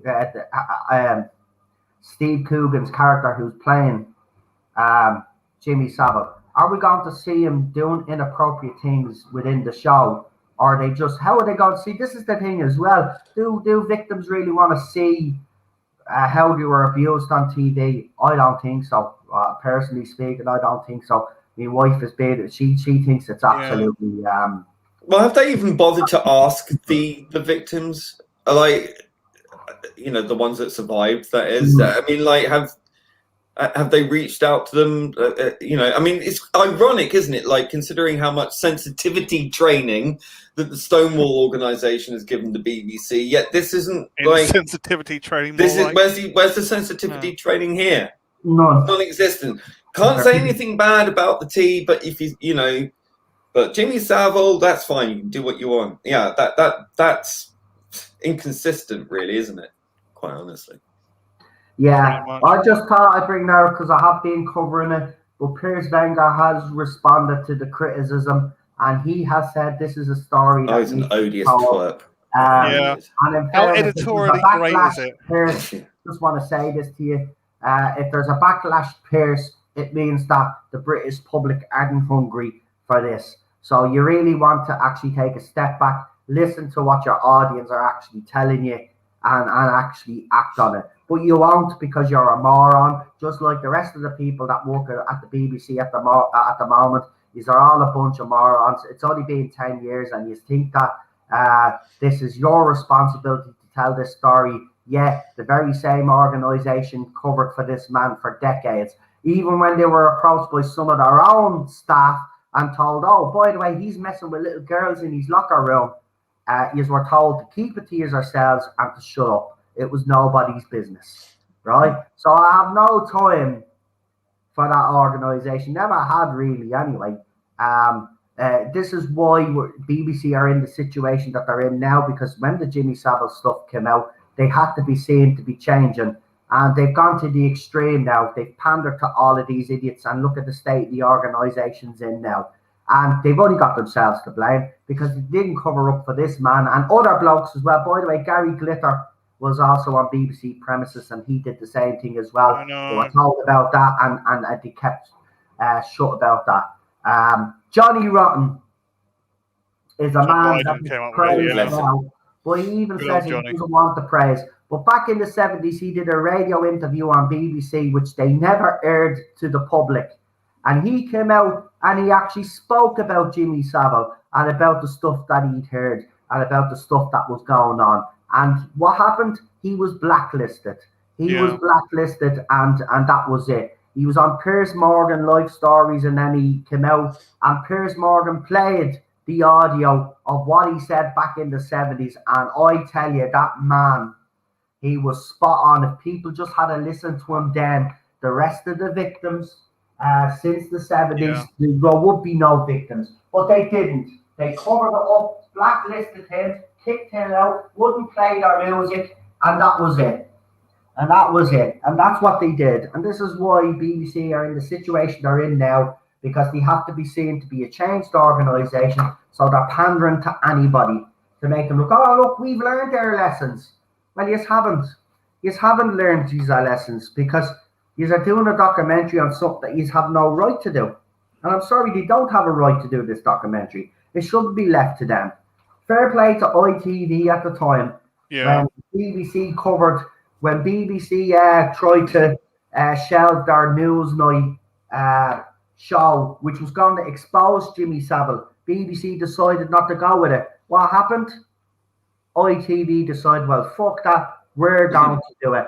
And their investigation was the investigation, their documentary was the documentary that opened up the whole can of worms. And then we got to see how deprived this man actually was. He was abusing sick, dying kids in hospital. I think that's probably one of the most disturbing. He had his own private little entrances into these hospitals. When the hospitals were built, this is how sick this all was, and nobody questioned it. Ward keys and all. There's also connections to Edward Heath as well. Yeah, he had, and the boat around the Isle of Wight and the children's home there, and the missing children. That were alleged to have been. UK does have a dark history. That's what I'm saying. When it comes to missing kids in your country, actually, if you look at all the unsolved cases, it's very fucking weird. It's been happening in the. Now, I'm not saying it doesn't happen around the world. It does. But you look at the amount of kids that have been kidnapped in the UK and never been seen or heard from again. Then you're kind of wondering, well, where are those kids? Have they been sold off into slavery? Have they been sold off into this, that, and the other? Because you never see no traces. Look at Madeleine McCann, for example. And now apparently a German man is being questioned now. Apparently, he was the guy in the van. Yeah, new lead in that case now. Maybe I've always suspected it was Madeleine McCann's mother, but that's just my own opinion. I think that Madeleine was. This was what I've always thought. Madeleine was a bit, she was a bit cranky, and she gave her some sleep meds, not adult sleep meds, but gave her sleep meds and probably overdosed. I think there's a reason why she's been under suspicion for a long time, and that's because I think there was a list made of all the questions that she never answered. Like there's about 39 questions or something, like I can't remember, but there was like a bunch of questions that she'd been asked and never ever answered. I don't know why. I don't know the full ins and outs of the story. But she won't take a lie detector either. They won't take a lie detector test. Well, it's not admissible in court anyway. But that's true. But why not? Like, I mean, would you not? Right. I'm just asking you, if you are Madeleine McCann's father, right? Jerry McCann, yeah. And then all of a sudden, what's happening here? Why is it telling me browser? Is my camera gone all weird again? There we go. Camera's not on. I'll put my camera on. Right, yeah, the camera is acting up a little bit. But if you were the father of Madeleine McCann, or the father of any kid, your kid went missing, right? And there was suspicions that the kid could be murdered or whatever, right? And people were pointing the finger at you, right? Now, lie detector test is available, and I know what you're saying, can't be used in the courtroom or whatever. But would you not do it just to prove to the public, even though like it wouldn't be used in court, be reported by all the papers, or Madeleine McCann's mother and father passed a lie detector test, right? Then it would be kind of like when the British public would look, okay, well maybe they're innocent. Let's try and find the real culprits. Because the thing about it is, I think this investigation has been hampered by the McCanns, personally. If they've been asked to take a lie detector, being asked certain questions and they haven't answered them, they have to. Their child is. I have a, it's just a theory. I have a theory that it's that there was something maybe involvement with someone that they knew who botched something. It might have been a botched kidnapping for whatever reason, maybe for money. I don't know. And it went wrong. And there's a cover up. It's possible. I don't want to imply too heavily. There is that rumor that they might have. Yeah, they were handing their kid over. There's always been that rumor. That it might be, because when we've seen it happen before with what was the name of the girl from that council estate who went missing, and then it turned out the parents had hidden her with an uncle or something. Shannon Matthews. Yeah, so I mean there was that situation. So it could be something like that, but it went wrong. Maybe she died or whatever, and they had to get rid of the body. I don't want to say that that's what happened. I mean, I'm not alleging anything. I'm just saying that that's. No, everybody has their theories. You're allowed to have. It's a possibility. Let's put it that way. Yeah, you're allowed. It's an ongoing case. Yeah. Everybody's being theorizing and having conspiracy theories about this. There's nothing wrong with that. At the end of the day, just to bring. Yeah, but if they're innocent, it's a fucking awful thing. The girl missing. She's still missing. Her body's never being found. She's out there somewhere, whether alive or dead. That's the thing. But she is out there somewhere, and someone knows something. But it's actually weird because I watched the documentary. There's loads of conspiracy theories. Cliff Richard was in Portugal at the time when the kid had went missing. The area that the McCanns were actually in was actually known for paedophiles living around that area. There's actually a notorious paedophile there that they interviewed after Madeleine McCann left, and they reckon that she's buried in his garden. What you call it? They did that's the ongoing case in Germany at the moment. They couldn't find any of the dirt disturbed her at, and so while he hasn't been officially ruled out, and they're still kind of looking into it. So far, there's been no body, but there is this whole conspiracy theory with Cliff Richard. Anytime he's in a country, a child will disappear. I know it's a bit far-fetched, but yeah, apparently he has a dodgy past as well, and it's been covered up. And he's friends with the Queen and stuff like that. And remember, there was allegations about him that BBC just dropped. Now, he did come out and do an interview and say he didn't know that he was being raided and stuff like this. The police never told him. But there's been suspicion on Cliff Richard for years now. And this is a single man. This man's not married, by the way. He did go out with Sue Barker back in the day when she was a tennis player, but that relationship was a phony one. They weren't really in a relationship. It's one of those, let's get an actor and actress together like Hollywood used to do if there was suspicion that the actor or the actress was gay or lesbian. Oh, let's let them see them out with the opposite sex. Take a photograph that he's enjoying the picnic with this great actress and all of this, and vice versa. That's what they used to do in Hollywood. Dale Witt and Neil McAndrew was the last one I saw. Yeah. So there has been, and Jill Dando as well, her murder. Apparently she was going to expose a shitload of stuff from the higher echelons of society of all of this stuff, and then she was murdered, by the way. All started, on a doorstep. Yeah. So I'm telling you, even when not many people know this, but when the Queen when she first became the Queen, she went to, I think it was Nigeria or Kenya for her Commonwealth tour, whatever country's part of the Commonwealth she went, and 56 children went missing. What people don't realize there's the same story in Canada. A bunch of children's home in Canada for Native Indians in Canada. During a Queen's visit there, a bunch of children were supposed to have gone off with her and Philip. And what you don't know is there's an international arrest warrant for her, but because she's the Queen, obviously it hasn't been acted on. But it's a common law court. Yeah. But 56 children just disappeared when they showed up, and they've never been seen since. And obviously, there are people out there that are blaming the royal family, because apparently they sacrificed these kids, and secretly the Queen and the royal family are a bunch of cannibals.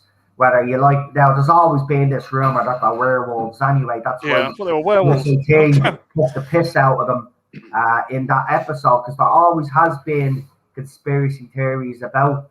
It didn't help when Charles came out and said that he could trace his family tree right back to Vlad the Impaler.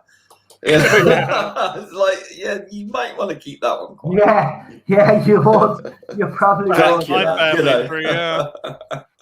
He actually said that on a TV interview. Couldn't believe it. But yeah, I mean, that's why he's the mountains in the Carpathia, the forest says he's got it under a trust. Carpathia, yeah. Dracula, yeah. Gold, yeah. That's what Viggo Carpathia was in Ghostbusters too. It was supposed to be Dracula, wasn't it? Yeah. Yeah. Yeah, I did watch Des. David Tennant was absolutely brilliant. I don't know how you think they're going to handle Jimmy's health, and considering the number of off-on complaints they made over Des smoking. Yeah, see, that's the thing as well. What are they going to show in this TV show? They're not obviously going to show Steve Coogan's character, or Steve Coogan, who's playing Jimmy Savile, abusing people on the screen. Like, if they did that, that's disgraceful. Like, I mean, how are they going to handle it? Is it he was questioned about it? Is it going to be telling it from the victim's point of view? And see, I don't get how they're going to do this. But anyway, as I said, and just to finish up on this, because I don't want to keep it on Jimmy Savile and kids disappearing, because it is a horrible thing. And I just want to say this: innocent. We have to say this: innocent till proven guilty. Who? Just generally about what we're chatting about. Well, yeah, Jimmy Savile is guilty. Yeah, he was guilty of sin, mate. So, I've no problem saying that. That man was disgusting. That man. I don't think "man" is the right word. No, that demon. I think the man. You're right. He's a creature. He's a vile boy. And look, do you know what I would do? Because I'm that bad. I'd dig up his grave and piss all over him. That's what I'd do. Yeah, but then again, Eric Gill on the front made the statue on the front of the building. Ariel, he did it with his two daughters and the family dog. Sure, his mother died, right? This is how deprived this man is. This is how we should have known that there was something weird about this fella. So, as I said, what's his name? Louis Theroux did a interview with him, his first interview. Now, he's taken down the original interview, and he's in a second one because, he felt guilty. He let this man into his home, Jimmy Savile. This man was hanging around Louis' kids, but he was shocked when he heard. Now, he had heard the rumors like everybody else, but there was never anything concrete. When he does the first documentary, he says there has been, and he does interview Jimmy and ask Jimmy a direct question about it in the back seat of a taxi or a car they're in, and he actually says it. He says, well, the papers will just make up all sorts of nonsense. But Jimmy is but this was the thing though. You watch it, you were believing him though. Even I was, because he was so he could manipulate people as if it was a second nature to him. He could manipulate anybody. So if he was guilty and you actually saw him commit a murder, right? He would be able to stand there in front of you and convince you that you saw something different. That's how much influence, how much he could manipulate people. And then Louis did his second interview and he spoke about it. And he was going around interviewing other people because he felt like a bit of a fucking idiot. being sucked in by this man. So the second interview was kind of his way of trying to deal with the fact that he had let a paedophile in his home. And he interviewed Jimmy Savile's personal assistant. And I feel sorry for her, because still to this day, this woman believes Jimmy Savile is innocent. She said she never seen anything inappropriate, and she thinks it's a witch hunt. And, you know, watching her, you know, I have to say he done a number on her anyway. You could see that he done a number on her, because she doesn't believe any of the stories or any of the victims that have come out since Jimmy has died. She believes he's innocent, and that was sad. And even Louis was taken back by it, you know, because he was sucked in as well, but that he could see then, you know, that all of this did happen, and he had this man in his home and his kids were there, and he was thinking, oh Jesus, am I about, you know, he was thinking what all fathers would think. Oh geez, I let someone in that hurt children into my home. My kids were here. So like, you question yourself, you know, you're a father, you're a mother. What's the first job you have when you have kids? Protect your kids at all costs.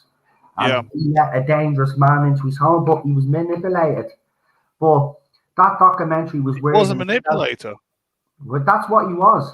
But the documentary was weird in a way, because you could see it. Louis was distraught. He was distraught, man, that he got sucked in by this man. And I tell you one thing, man, this documentary is a bad idea.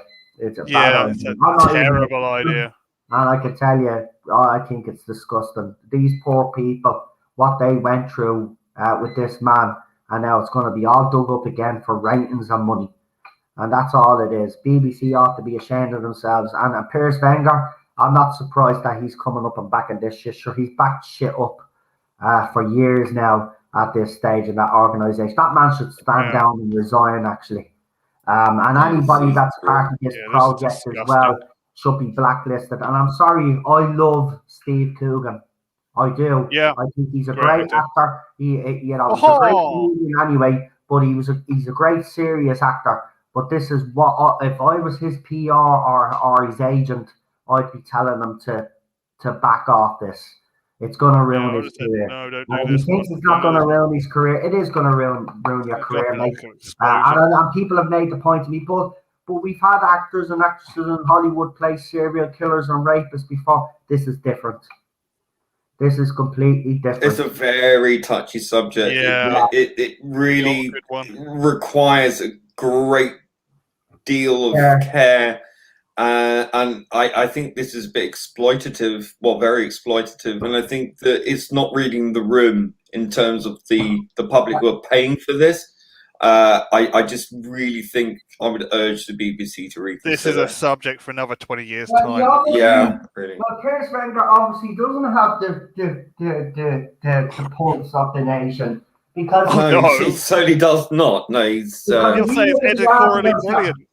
If you look at the articles that were released about this originally when it first came to light, and go into the comment section of those articles, you will see everything that you need to see there, right? And then the articles then that came out only recently, go into the comment section of those articles, and I can tell you now that 98% of the comments that you will see are people saying, why are BBC doing this? Why are BBC digging up the past, and why are they re-traumatizing victims? And this is what this is about. 10 years is not long enough. I'm sorry, it's not. It's still too soon. This man. A lot of people will just be getting over it, you know. All of a sudden this happened. If you look worldwide, I think he's the most prolific serial paedophile that ever lived. And the disgusting thing about this that really boils my blood is that this fucker got away with it and died, right? So he died without any consequences. He died and he got away with it. He got away with it. It doesn't matter now that it's been dragged up, but we know what he did. He got away with it. He was able to live his life. He died, was buried, and then that's when it all came out. So he lived his life as a paedophile and a rapist, and he got away with it. He even has a house up in Scotland. Oh, by the way, someone does an urban exploration of his house in Scotland, because it's obviously been, boarded up and stuff like that. Yeah, and even going into his little cottage in Scotland, you could see, I don't know, you just got vibes off the house that dirty and disgusting things happened in it. And even when the lads are walking around in it, you could tell that they're very uncomfortable walking around this house. But he had a getaway in Scotland where he would have brought some victims and brutalized them and did all God knows what he did. And this is the thing, I don't get it. Even looking at the man anyway, look at him. He was I think a lot of people are repulsed. People don't know he was a weirdo anyway. Lee, for example, when he was doing all of those fucking marathons, right? He had on his little fucking tiny shorts with his dick nearly fucking hanging out, right? With his cigar in his fucking mouth, as he always did, with his glasses, running like a fucking idiot, right? And he do all of these little actions, as you know, he'd move around and all that, and everybody was loving it, right? Everybody was loving it, all the hospital staff and all of these charities that he worked for, and again, it's not just the BBC. What did these charities know? Because I'm telling you now, people would have went to those charities and said, listen, Jimmy is abusing fucking people, and he's abusing his power, he's doing this, that, and the other. I do not believe for 1 second that none of these charities... Well, the problem was that even if people did say something, there would be some... Because he had connections much higher up, so... That's what I mean, he had connections, but not only that, I hate to say this, but I think people wouldn't listen to him. With it was because he made so much money for charity. He did build hospitals. See, this is the thing about this man, right? He's a hypocrite in every sense of the word, right? He's an enigma. He's he's a contradiction. Because on one hand, he did do a lot of good, right? He built hospitals. He raised money for sick children, for cancer and all of that, right? He raised millions, right? But at the same time, he was going around, because he did all of that, he thought he could go around then and start fiddling with kids. I thought that was okay. So, I mean, he's a complicated man. His personality is very complicated. I've watched documentaries on it. He's a very hard man to gauge. But one thing I will say is that what was evident was he was a narcissist. No, I can't say the fucking narcissist. Word. Yeah, he was a narcissist, right? So he definitely was. You could see that was in his personality. And he could be very cruel even to people that he worked with when he wanted to be. Now, only recently, it's been a few clips have been thrown up on YouTube where they show where they're filming a certain program, and Jimmy is there, and you can hear him saying inappropriate things to young girls. And all the cameramen and all the crew are just standing there. They're doing fuck all, and there he is making moves and advances on some poor girl. I would not be comfortable working in that environment. And then they showed the TV show, the clip of the TV show when it went live, and the girl in particular that he was messing around with during the break of filming. And it was heartbreaking. The girl was actually talking about her experience. He brought her back to the locker room, he put his tongue down her throat and put his hand up her dress. And he smoked cigars, by the way. He always had this trademark sunglasses and a cigar. He always had a cigar, and it's rumored that he would do stuff with those cigars, like what Bill Clinton did. Too much information. We're getting way dark territory, mate. Yeah, let's move on to something else. So, we will now. But I'll send you a picture, Noel. But I just want to thank the audience, because there'll be people in America, Canada, and wherever they are that follow me don't know who this man is. So I might as well be as graphic as I can without going overboard. But let's just say he wasn't the nicest man, and those charities did cover their tracks. They did. They would have known just as much as the police. and the BBC, because someone would have went to them as well. This was a whole shit show, and now they've decided that they're going to do a shit show. He had friends in high places. That's for exactly. Sure. The Queen, get away with that for so long. And he was a friend of Princess Diana's as well, but I wouldn't suspect that she. No, she didn't like him. No, he was a friend of Charles. Oh, but Charles. Diana was like, yeah, she didn't like him. She just had Great reset, Charles. Yeah. Yeah, and we're not saying that Prince Vlad the Impaler. Involved. I don't think I can reset. even say Prince Charles is a fucking idiot, but I don't think he would. I think out of all, he gets a bit of stick out, Charles does, but I actually think he's a decent member of the royal family, to be quite honest with you. You know, people might hate him over Princess Diana or whatever, but let's be honest, we've never really heard anything more controversial about him or dodgy dealings with Prince Charles, so he seems to be an alright bloke. Well, hold on a minute. You can't say the same thing about Prince Andrew now, but like, you know, Prince Charles, I don't think there's been anything like that aimed towards him. I think the guy is too bleeding shy anyway to be, you know, I think he's afraid of winning, to be quite honest with you.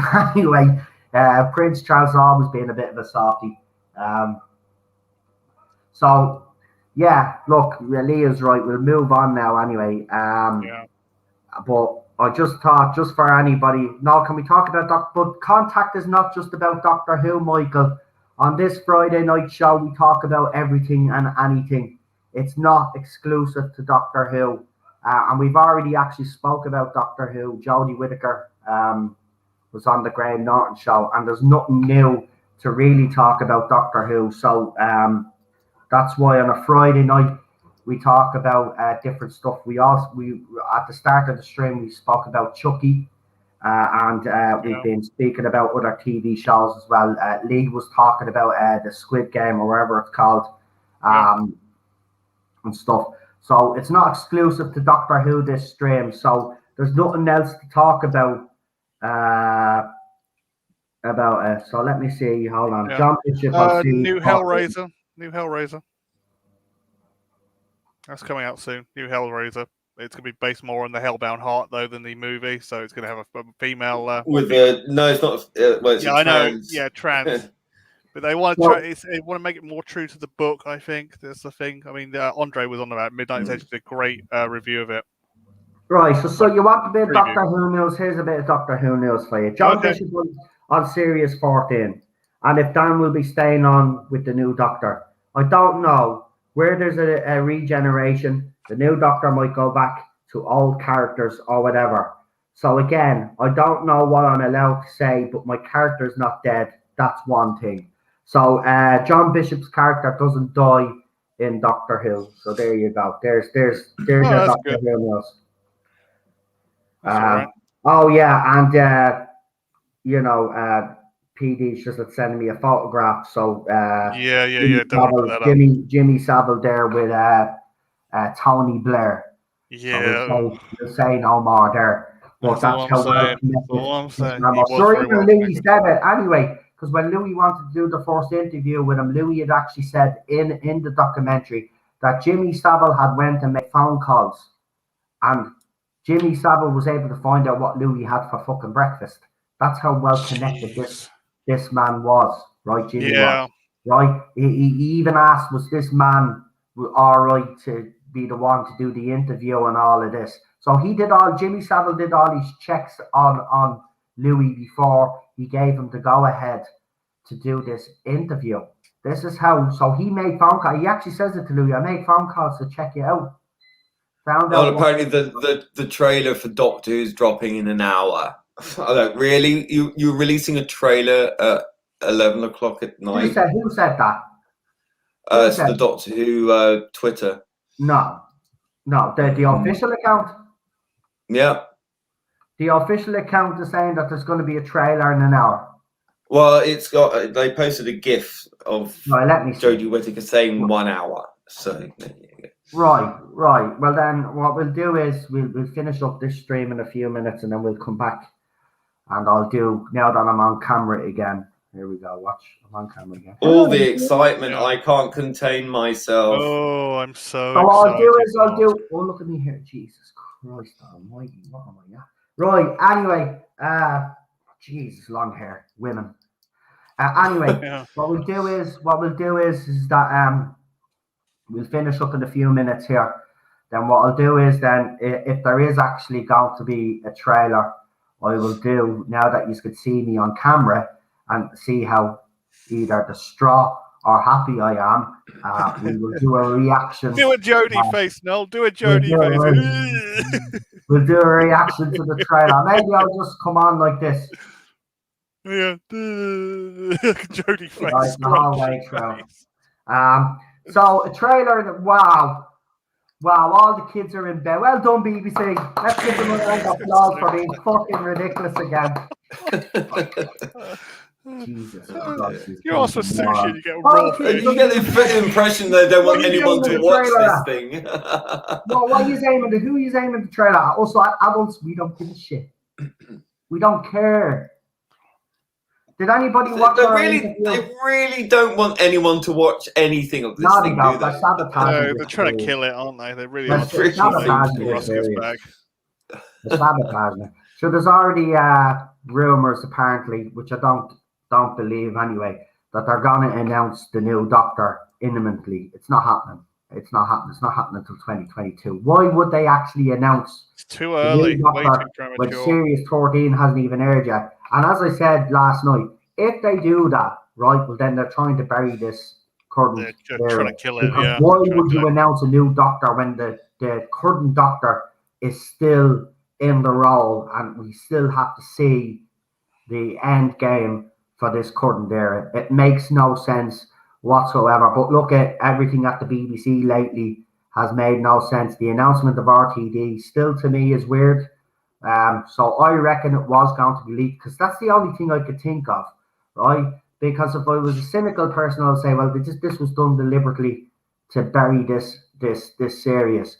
But what makes me go away from that and not think it's that is the fact that they spent so much money on this Doctor Who flux, which was a waste of shit that you flushed down the toilet. Like it was aimed at social media. They spent thousands on this, so I don't think they would deliberately sabotage after spending all that much money. But this is the BBC. We don't fucking know anymore with them. But yeah, I'll watch the trailer. I want to see a full-length trailer of this Series 14 come up. You never know. The trailer might actually. Well, I'm probably wishing, but you never know. The trailer might actually might be the worlds of Doctor Who. The worlds of Doctor Who. Big Finish free poster. On the poster, it's got a picture of John Barrowman in the Sixth Doctor's costume in there as well. I was like, oh, that's interesting. Well, I'm going to tell you right now, right? John Barrowman, right? All of a sudden. If you haven't seen, because I've been obviously following this quite carefully, I follow John and I watch everything that he throws up. And, you know, I've been watching about, you know, if work is drying up or is he receiving work? And what I've noticed is in the last few weeks especially, all of these Comic-Con places all of a sudden are ringing him up. And they're asking him to appear. I'm going to make the call now. I'm going to tell you now, I do believe, right? This is just me speculating on what I've seen and observed. He's going to make a return, whether it's to Doctor Who or Torchwood. John Barrowman is being rehabilitated right now. This is why he's getting all of these job offers. Yeah. Now, I just put on the comment on there saying, "See, you got John Barrowman on the poster. Will he finally be back?" Now, I will say this. You know, he was axed from Strictly. What was it? Strictly? No, what was that? That's the other one. The dance job. But he was given another job off the same company. So That'd be It's a Fremantle, wouldn't it? musical, more to his forte, by the way, because he is a musical guy. He's been on Broadway, he's been on stage. So while they did get rid of him for that show, they did give him a new show on ITV. So he wasn't sacked by ITV, as some people have made it out to be. Yeah. He wasn't sacked, he was just given a different job. Now, do I agree with that? Not really. He should have, if he was part of the panel for the show that they had up and coming, he should have been part of that and then maybe given that. But they've given him another job, so I'm happy with that. But all of a sudden, all the Comic Cons are coming and they're announcing that he's going to be there. So, you know, all the hatred from all of his hate, his trolls and his hate gang is not working. And they're still disgusted. Every time there's an announcement that John Barrowman's going to be in something, they're losing their shit. And they're saying that he shouldn't because, you know, the allegations only came out recently and the apology wasn't. Hold on, these allegations came out years ago, by the way. So you've even got that. Well, they're not allegations. I mean, they were laughing about it. You know, yeah. They wrote a fucking song about it. Right? It must have dealt with it. Yeah. Well, these people were like 5 or something when this came out anyway. You know, like, they're just morons. What can I tell you? No, I know. They're sheeple. Yeah. Oh, Graham Norton hasn't even. Right. So I've just been told and informed. Looks like the Graham Norton show has been moved to 20 to 11 with the schedule changes. That would have been because of, obviously, as we spoke about at the very start of the stream, a member of parliament, a politician, was stabbed to death outside his own surgery, where he goes and he talks to the public about their problems and stuff, and then goes to the House of Commons and speaks on their behalf. A 25-year-old has been arrested, was arrested at the scene, I think, and a knife was also found at the scene. The guy was stabbed multiple times. It's the second politician in 5 years in the UK that has been brutally murdered in cold blood. Let's tell it as it is. They were brutally murdered in cold blood. I don't care what your opinion is on modern day politicians, right? Nobody has the right. No, David Ames didn't deserve of that. A public servant. All right, it's absolutely disgraceful, and we're getting into this. But this is I've seen it with the drinks being thrown at politicians as well. I think as a society, as people, we need to take a step back. Yes, we don't agree with what politicians are doing. That's fine. We'll always disagree with them. But you can't be taking the law into your own hands. It's this divisive language that people are using. Like if you're a conservative now, you're far right. And therefore, you know, punch a Nazi. Not everyone's a fucking Nazi that isn't a fucking radical socialist. And this kind of rhetoric, especially on social media, is sort of fanning this flame. Yeah. But again, you know, we don't know the full ins and outs of who the perpetrator is. But if it does turn out to be one of these Islamists, you know, that again, it's. When is the left ever going to address this situation? They're always making excuses. Oh, when it's a white man, it's never considered terrorism and all this. It's deflection, right? We've got to seriously address all these issues.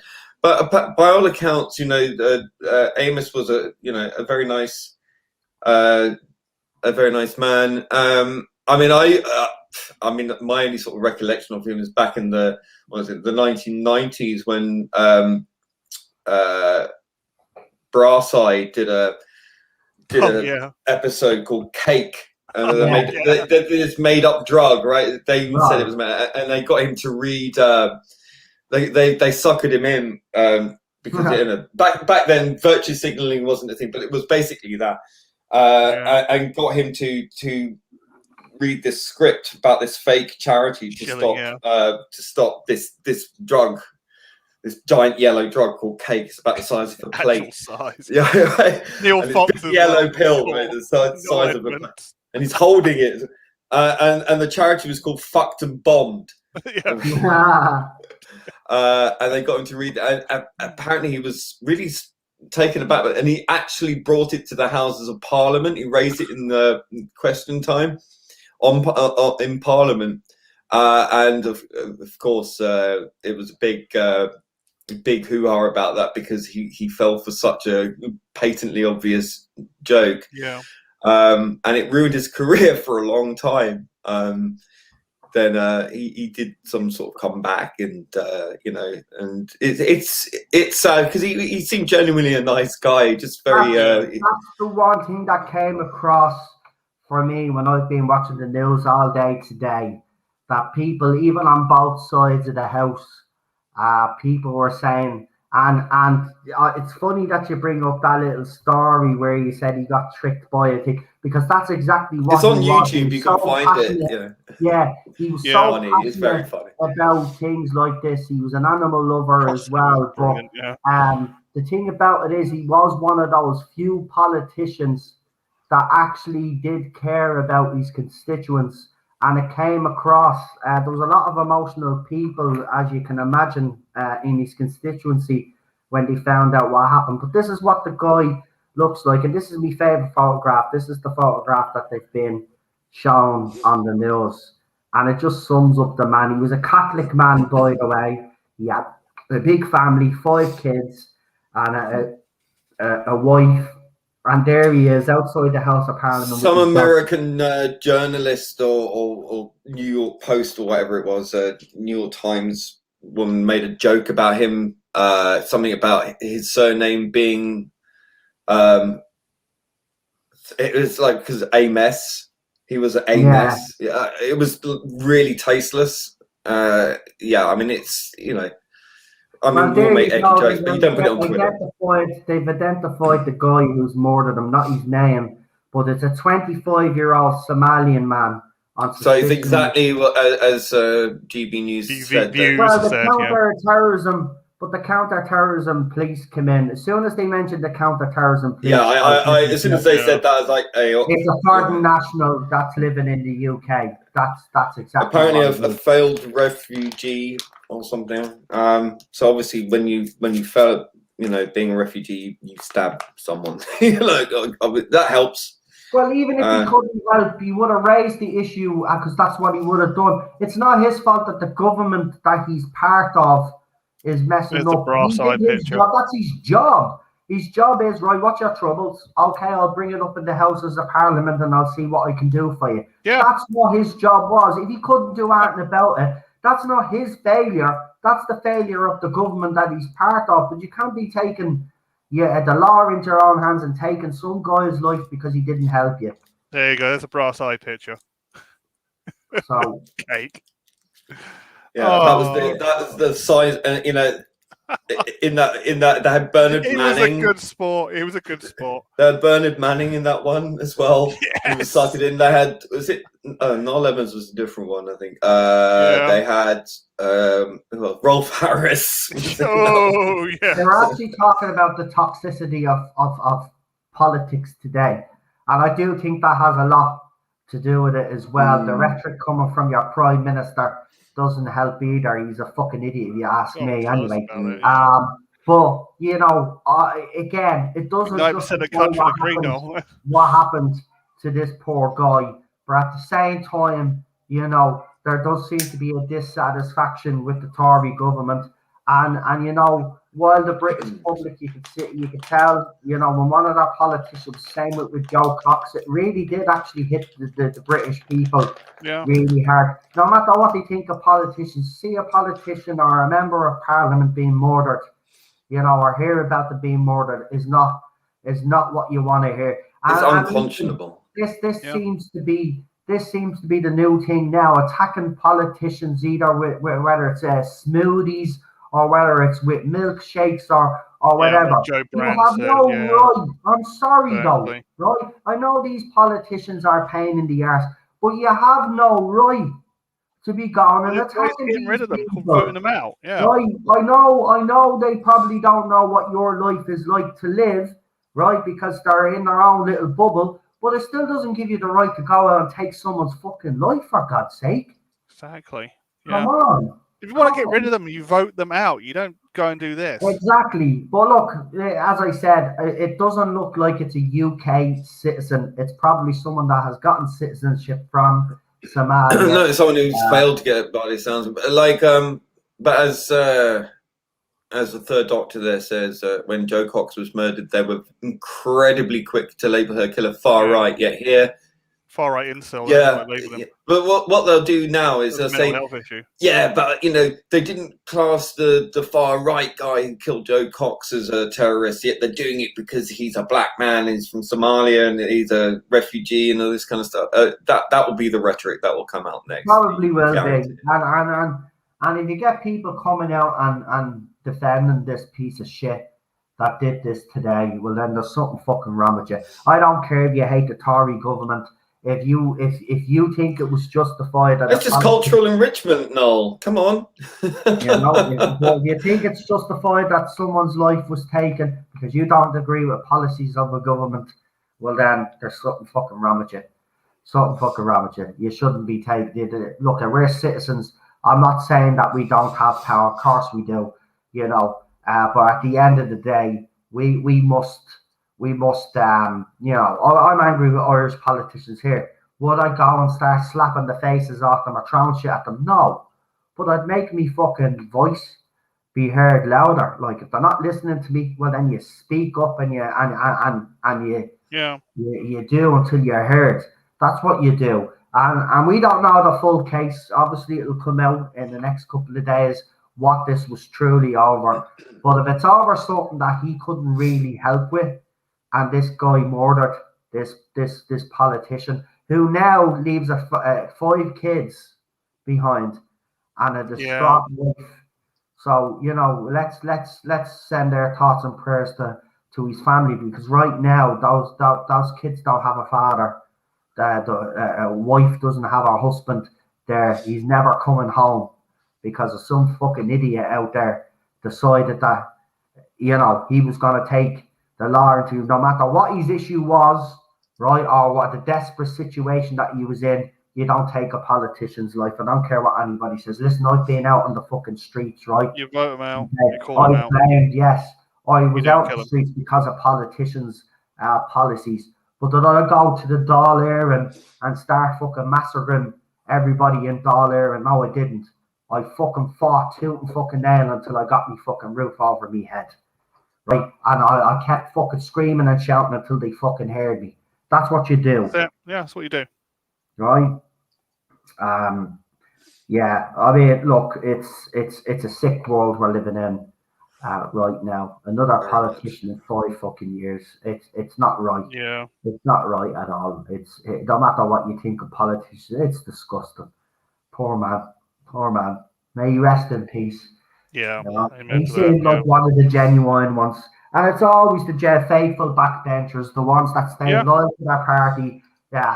Keep their noses true politicians, clean, keep their noses clean, that don't get anywhere in public life. They'll never get the big job, or they'll never become a proper minister, but they will work hard for their constituency. They're the ones, actually. Yeah. Not the MPs that that are part of the government.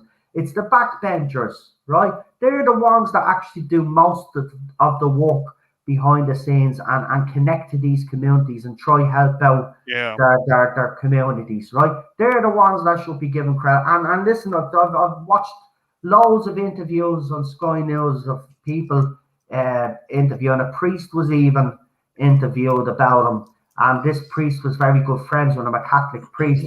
And he said this man was extraordinary. He'd go out of his way. It didn't matter what the topic was. If he was passionate about it, he'd raise it in the Houses of Parliament. He would fight tooth and nail for his constituencies. And like, he did really look like he was one of the good ones. And he's gone. He's gone. And then you have that fucking idiot Boris Johnson. Now, I will say his speech, his interview was actually very good. I will say that he said all the right things, and he did look devastated. You could see it. He did. I say he was fearing for himself as well, to be quite honest with you. I say they all are right now, all of the politicians. I say they're all fucking, tonight, they're all bleeding scared shitless, and I wouldn't blame them. But there does need to be tighter security at these surgeries. It was called for when Joe Cox died and nothing was done. Something has to be done now because citizens, I'm sorry, but I don't care if you're a citizen of the UK, you have no right to go and do so. You can give out about politicians all you want, you can protest all you want, that's your right. But to take the law into your own hands or to kill a politician because they didn't do what you wanted them to do is wrong and will always be wrong. And I'm not here defending politicians and saying that they're the greatest people in the world because let's be honest, politics in general, politicians in general, you know, I wouldn't believe a word that comes out of their fucking mouth. But as I said, there are a few out there like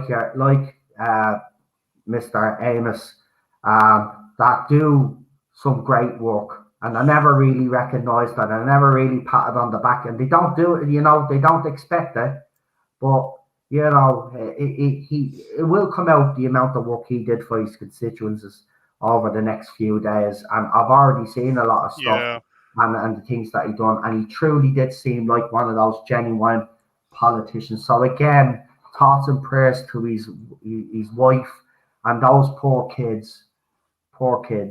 Man, Jesus Christ, he went to work this morning, right? Probably kissed all his kids goodbye, kissed his wife goodbye, walked out that door, and little did any of them know that he wouldn't be coming home. That's a fucking horrible feeling, a horrible fucking thought. Cheryl went missing one time she first moved over here. I was fucking panicking, man. It's our first time in Dublin and she disappeared. She went down the wrong fucking road and she couldn't find the bus that she needed. She was ringing everywhere. And I hadn't got a chip at the time. People were ringing me through a mess. She's stuck in town. Where is she? And I'll go in and get her. Tell her to meet me at the Spire. She doesn't know where the Spire is. She's lost. I said, tell her to look up at the sky. It's the big thing in the fucking sky. It's the biggest thing in Dublin. What is it? But yeah, I was panicking there myself. But look, it's become a dangerous society out there. And it looks like not just for us citizens, but for politicians as well. But yeah. It really does bring a lot of things home, you know. He was a good sport, Dave Amos. I still love that blast eye bit. I still love that brass eye. This society. I always remember him for that. Sick, man. Sick society. It is. I think the Western world is sick. I think the entire Western world is sick. Yeah, I think we are. I think we're on the verge of social collapse. Someone said that society was going to collapse. You know, and you know, I've always kind of believed that we are heading towards that, but I can honestly safely say now that not only are we heading towards that, but I say we're in a year or two with a total societal collapse if we don't change course now. And all hell is going to break loose, I'm telling you. And it's not going to be a very pleasant world to live in. Jesus, thanks be to God, like I didn't have any more kids. I wouldn't raise any kids in today's society. I don't know why you would anyway, with COVID floating around, get pregnant anyway, with that going on anyway, you know. But with all the other shit going on in society now, I wouldn't have a kid now. I wouldn't have a kid. Sure, if a kid came to me and started talking all that rubbish, I'd disown them. Get the fuck out of my house, you dope. I didn't raise you to be an idiot. I raised you to be clever. Didn't raise you to be a fucking dope and pander and fucking tell me that I'm wrong because I'm your parent and all of this shit. That's what kids are doing today. Telling their parents, no, you're old fashioned. You don't know the world's changed, society's changed. Jeremy from the Coring commented on that. Two-spirited penguin, then I'll identify as a two-spirited penguin, and there's nothing you can do about it because that's my right. Yeah, Jeremy from the Coring did the same comment the other day. He said it's the younger millennials and the older Gen Zs are just terrible. That's not all of them. That's just a blanket. Thank you to God, I was born in a generation that's cool. Yeah. God, I was just born into Gen X. Yeah. That's what I mean. Someone just wrote there because Lee retweeted it. R.I.P. to David Amos and deep condolences to his family, friends, and colleagues. A nation mourns with you. This was an attack on democracy itself. Yeah. And I agree. That's exactly what it is. But I do think politicians as well, though, listen, and I will say, I know a lot of you are angry out there. and I've seen a few interviews where I think you have been way off. You know, yes, it is an attack on democracy, but remember, this is not this person that carried out this attack and the one that carried out the attack on Joe. Remember, these are isolated incidents. The British public, yes, they may have problems with the government, but the British public are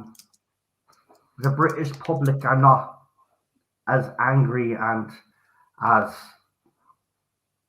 evil as these two people that were behind those attacks. Yes, we are disenfranchised with politicians, but in no way would people out there do what these two disgusting individuals did to those two politicians. And it's been 5 years since Jo Cox, and Jo Cox's husband actually came out with a statement as well, which was very powerful. But the country that's the one thing I will say about the UK. That's the one thing I always have admired about the UK, though. In times of tragedy, the country and its people, and I mean its people, do come together in solidarity. And you will see a public outcry. You will see, that, the British public will want things to change now. They will want, better protection for their politicians. Well, even though they have problems with them, they will want to make sure that the politician could go to fucking work and not be in fear of not being able to come home, and that's the thing. We're starting to lose. Civilization. We're starting to lose the civil part of civilization. Daniel, to be quite honest, civilization now. It really is. Yeah, we're heading towards total anarchy. To be quite honest, if we keep this up. But yeah, it's look. I just. Why did I bring it up on this? Well, I see something like that. I'm not gonna not comment about it. It's, as I said, I'm not a big fan of politicians myself, but at the end of the day, someone was murdered, and murdered because we don't know yet. But if it's to be believed by GB propaganda, well, GB views. Views. Yeah, because they're not a news channel. And I still will say that I don't care if you were right about that, and it turned out it was the Telegraph said the same thing. By the way, at the end of the day, right? Great Britain News is not a news station. It's a place where failed politicians go on and get their points of view. So no wonder Andrew Neil decided to leave the chair to try and save his career before he had ruined it completely. But Great Britain News is the biggest fucking joke. I watched it one time. The lighting is crap. The cameras are crap. The people that they have on it are terrible. If you wanted an alternative news, fine, fair enough. But Great Britain News isn't it. And that's all I'm going to say on that. I'm not going to, because I don't want to have arguments with people that do like Great Britain News. But if you do, fair play to you. I don't think it's a news station. To me, it's a bunch of according to the latest news information is that it's a British national. Right. With Somali roots or Somali. Right. So he was born in the UK, but obviously his family came from okay. Well, I wonder what drove this 25-year-old. But it sounds like from what I'm gleaning is that he was radicalized. So that seems to be the case. Well, then, will they consider? Well, they might consider it. Well, yeah. If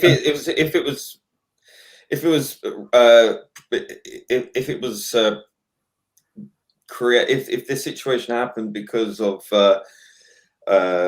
he was radicalized as an Islamist, if he's committed this crime because of an ideology, then yes, it certainly is. It would be classed as terrorism because it was, it's the motive, isn't it? If the motive is for a political, to cause panic, widespread panic, and to attack democracy itself, by attacking a representative of the democratic system. I know, and that's what I'm saying. Look, we all do have our problems with politicians. We're not going to sit here and say that politicians are great, right? We don't always agree with them or agree with their policies or agree what they're trying to do, as they say, for our best interests. But that still doesn't give anybody the right. Well, no. So, I know you're not saying that, but I just want to make that clear. It doesn't give anybody. Try not to murder people. Exactly. People. Now, I've got some for some stuff. Doctor Who, right? So it's 20 minutes to the trailer. So what I'm going to do is TV and Lee are going to come back with me while I do the trailer reaction if they want to. We'll come back in 20 minutes. But I just want to leave this with one more little bit of Doctor Who news before we leave. So Jodie Whittaker to Graham Norton on her regeneration, right? So this is what people will be interested to actually hear, right? So this is what she said about the regeneration. They are never going to tell me who it is. We filmed some scenes, but the new Doctor wasn't there. I wasn't there for Peter Capaldi, and I only met him a few months later when I passed him in the street. So Jodie Whittaker doesn't know who the new Doctor is because the new Doctor wasn't there when she filmed the regeneration scene, just like I had said on this channel how many bleeding months ago. So there's another thing that I've gotten right. It's coming from the horse's mouth herself. She's saying that the Doctor was not there when she was reading exactly what I said. It was going to be an open-ended regeneration. You'll probably regenerate with a man and a woman. She won't be there. That's what I said. It's coming out of the horse's mouth right there. So I'll take those apologies from all me haters out there. Oh no, I won't get an apology. That's all right. No, you won't get an apology. But there you go. There's another thing that this channel exclusively got right. I told you that the Doctor that was replacing her wouldn't be there for a regeneration. Oh, you fucking said it, man. And she wasn't even there for Peter Capaldi. So Peter Capaldi regenerated. They did that scene, right? And then they turned Peter Capaldi into Jodie Whittaker, and he wasn't there. So what they did is they filmed the end of his scene with the regeneration energy coming out. That was it. He was finished then. Then Jodie Whittaker come in. They did the old CGI shit, and then she regenerated into Capaldi. She regenerated from Capaldi. So they're doing the same thing. She doesn't know who the new Doctor is because she filmed her regeneration scene on her own. There you go. So again, something that this channel got right. Well, what can I say? What can I say? There you go. See, even months later, stuff that comes out, it always comes out in the end. Always comes out in the end. So from the horse's mouth herself, like what I said on this channel, that when she did her regeneration scene, there wouldn't be, our successor wouldn't be there. And for all those people out there that are reporting that Dr. 14 announcement is imminent, you are wrong. Just like you were wrong about Sally Wainwright. I'll call you out straight, as I always do. I'll call you out, and I'm calling you out. There's me face now. I'll do it in front of the camera. Yous are liars. Yous need to stop. There'll be no announcement on Dr. 14 until 2022. So you can drop it now, right? Came from the horse's mouth herself. There, look, horse's mouth. Right there. Can you see that? You see that? Horse's mouth. Look, horse's mouth. Do we have to? Horse's mouth. Right, we're going to leave it there because we're back in 15 minutes for this fucking stupid trailer. So we're going to react to it if the lads want to come back. They don't have to react to it myself, but I might as well bring them on because we've had a laugh tonight. Well, when we haven't been talking about the serious stuff. But yeah, I know this tonight's stream was a little bit heavier than usual. Yeah. Well, I couldn't do it without. And listen, I am an Irish guy. You know, the Brits are our neighbours across the road. You know, it was only right that I highlight what happened in the UK today. Yeah. Because, you know, even though, you know, we all have our problems with politicians, like we have it with Irish politicians. Yeah, we'd do it the same for you, mate. We'd do the but same at the end of the day, you know, if it happened to an Irish politician over here, I know there'd be people in the UK that would be talking about it and that would bring it up. So that's why I wanted to highlight and the fact that, you know, after reading about this man and the things that he had done, I think he did deserve a little bit of airtime on this stream for all the good work that he done. And of course, we will find out, and I will keep you updated if any new news comes out, and we find out what the motive was for this fatal attack. I will let you know. But you know, I don't normally talk about politics on the channel, as you know. We try to keep away from it, but I wouldn't have felt right coming on tonight not mentioning it. You know, they are our neighbours. It was a politician. You know, he was a human being. You know, he had kids. He had a family, and they're not going to have their father and their husband come home tonight because of some scumbag out there. And I don't want to see. And you'll see gobshites defending this scumbag, and you will, because they hate the Tories so much that it doesn't matter what this scumbag has done. You will get people out there defending this scumbag. And that's what will annoy me. So I wanted to just, you know, say some positive things, and, you know, just to say, you know, we all disagree with politicians, but at the end of the day, you know, we have the power to vote these people out if you don't like what they do. The fact that someone has taken the law into their own hands is a no-no for me. And if it happened to a priest as well, I'd come out and I'd say the same thing, even though I'm not a big fan of the Catholic Church. I am Catholic myself, but I would come out and I'd condemn it. It's disgusting. We need to take a step back. You know, it's toxic. Look, it's a toxic society anyway, and it's being drummed up by the media and politicians themselves, but it still doesn't justify what happened today and what happened 5 years ago. And you think when it happened 5 years ago that they would have drummed up security and made sure that politicians were safe anyway. They never seem to have done that. Maybe this time now they will, and they should. And, you know, as I said, remember, some of these people are decent, right? You can't judge all politicians because they're part of a party that happens to be fucking up your country. There are genuine politicians within those parties. Same over here in Ireland. Fianna Fáil and Fine Gael, right? They're the two main parties here. There are a couple of politicians within those parties that are actually decent, but the party, they're obviously their party that they're under, that people don't like that party, but there are genuine politicians. You get some good eggs in a bad box. You have to separate the two. You have to look at the individual and not the whole. And that's the only reason why I wanted to bring it up. We need to be very careful, because we've seen it. I've even seen it on Twitter before I go. You know, people on the Fandom Menace side even, you know, joking and laughing when a politician gets a milkshake in the face.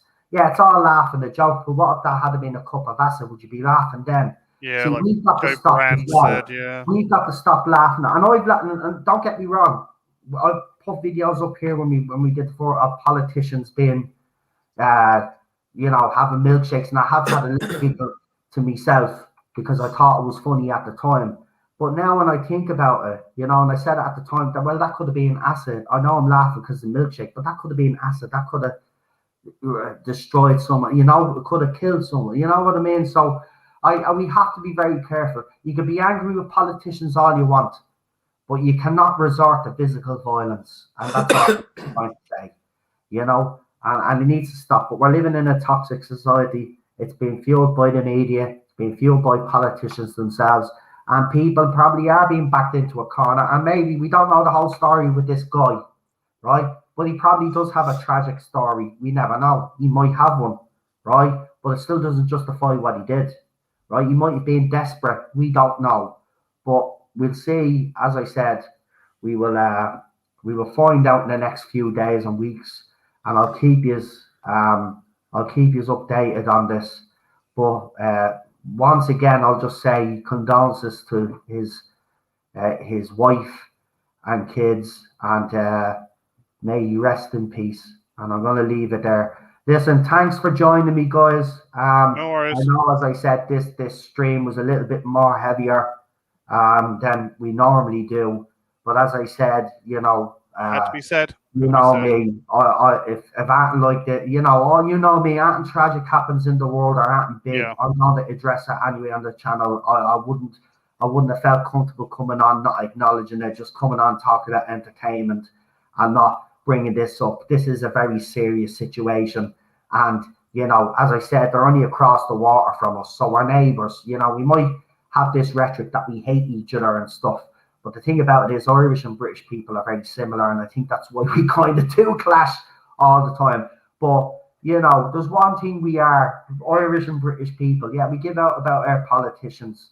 But, you know, we're not really a violent, we don't really resort to violence. This seems to be a thing that's popped up. And I'm going to say it, and I'll be criticised for saying it, but it's true. But this attack on politicians seems to happen ever since Trump was elected the first time. Then we got all this nastiness of throwing milkshakes at politicians. And it wasn't politicians in America. It was politicians in Poland, Hungary. Even in Ireland, a politician got done with a milkshake here. You've seen it in the UK, Nigel Farage. I don't care whether you agree with him or not. But the fact that he was attacked with a milkshake, people were laughing, saying he deserved it. Well, if that had been a cup of acid, would you all be saying he deserved it then? I don't think so. So, you know, we got to stop laughing at these things as well. Because if we stop laughing at these things and we call these things out and say, listen, I know it's a milkshake, but you are bang out of order. Don't fucking do that again. We have to call these people out because, you know, we can't let it keep going on and on and on because look what's happened today. And it'll get worse, right? If this isn't nipped in the bud now, right, Joe Cox and David Amos will not be the last politician to be murdered. So this needs to be sorted. This needs to be nipped in the bud right now. I think it should be a crime.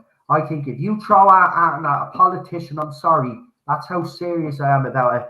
You should either be made pay a fine if it's not too serious, but if it is a serious incident, you should be locked up. Simple as fucking that. You haven't got the right to do that, right? If you don't like what a politician has to fucking say, go and vote them out in the next fucking general election. Yeah, exactly. Fucking that. I mean, there are ways to protest that don't involve violence. Right, we're going to leave it there because we're back in 10 because Alpha keeps reminding me. Melina apparently, Melina sent me a message on Messenger to say that she's watching. So, hey, Melina. Hello, darling.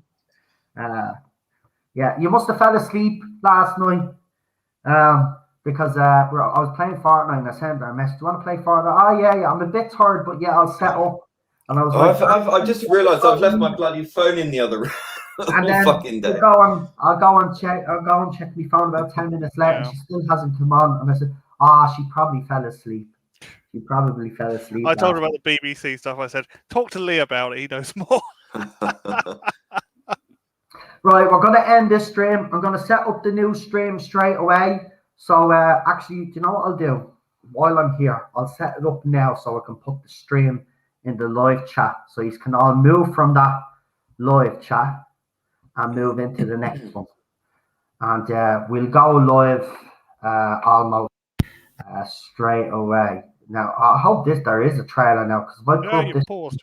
The trailer's on now, apparently. Right. It'll be on YouTube anyway, so... Yeah, they drop it on, so they're showing it on Graham Norton now, Eddie.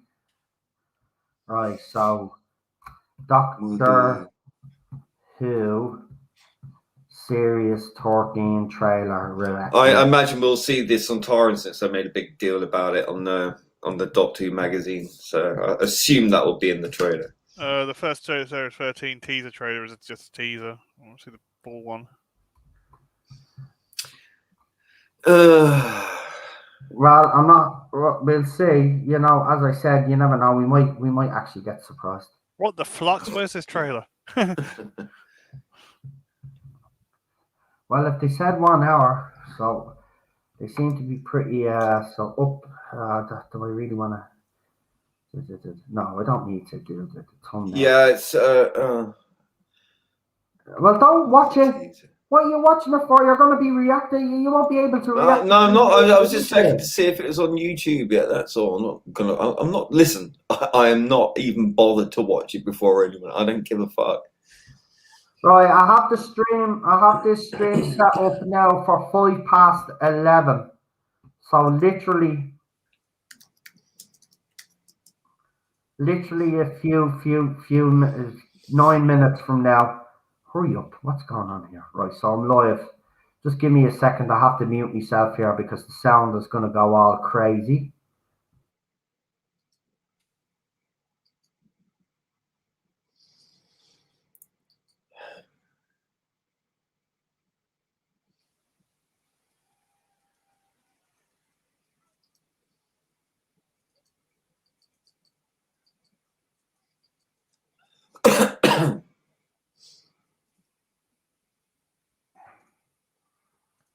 I've kind of got it, but I'm not. I'm not watching it. Oh, it's on Twitter now. Oh, is it? Mm-hmm. Yeah, I've got it on the Graham Norton show, but I haven't watching it. Got paused.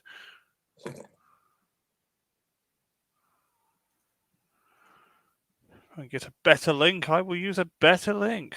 Oh, we're still live. We're still live. Ah, we're still live. Oh. What's going on? I don't know.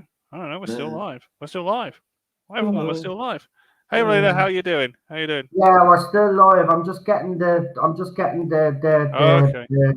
what you call it. I've set up this second screen now where I have to go into YouTube Studio to go into the video so I could share the link in the live fucking chat here. That's how fucking awkward this bleeding Chromebook is. So just bear with me for a second. YouTube is taking its time because I've opened about several fucking windows. Hurry up. Oh my God, it's Flux. But it's grand. The trailer is going to be on Twitter. Anyway, do me a favor. Don't forget to like, share, and subscribe because YouTube has already taken away some. As soon as I say I'm 10 subs away from 2,000, YouTube Mama Susan will They really don't want you to get over that line, do they? They don't want me to get over 2,000. So I need another shout out from a big streamer. Hint, hint. Please. Like. Fucking hell. Okay, I've got to pause exactly on the ground. Seriously, we nearly got to 2,000 last year. And then I got hit by that magazine, if you remember. Oh, God, you screamed it, yeah. Then I lost a shitload of subs then. I lost over 100 fucking subs and we went back down to 1,800 and something it was. That shitty rag, yeah.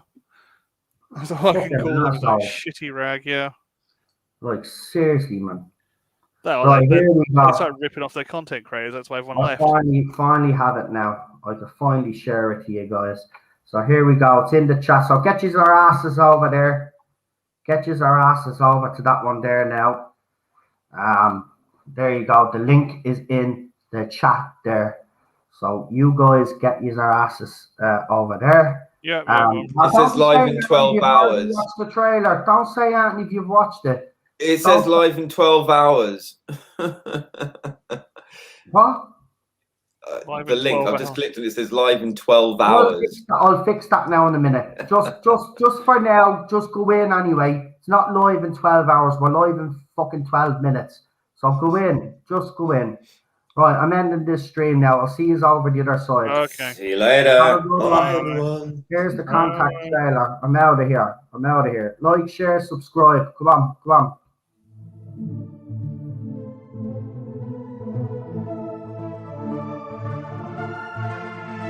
You shall be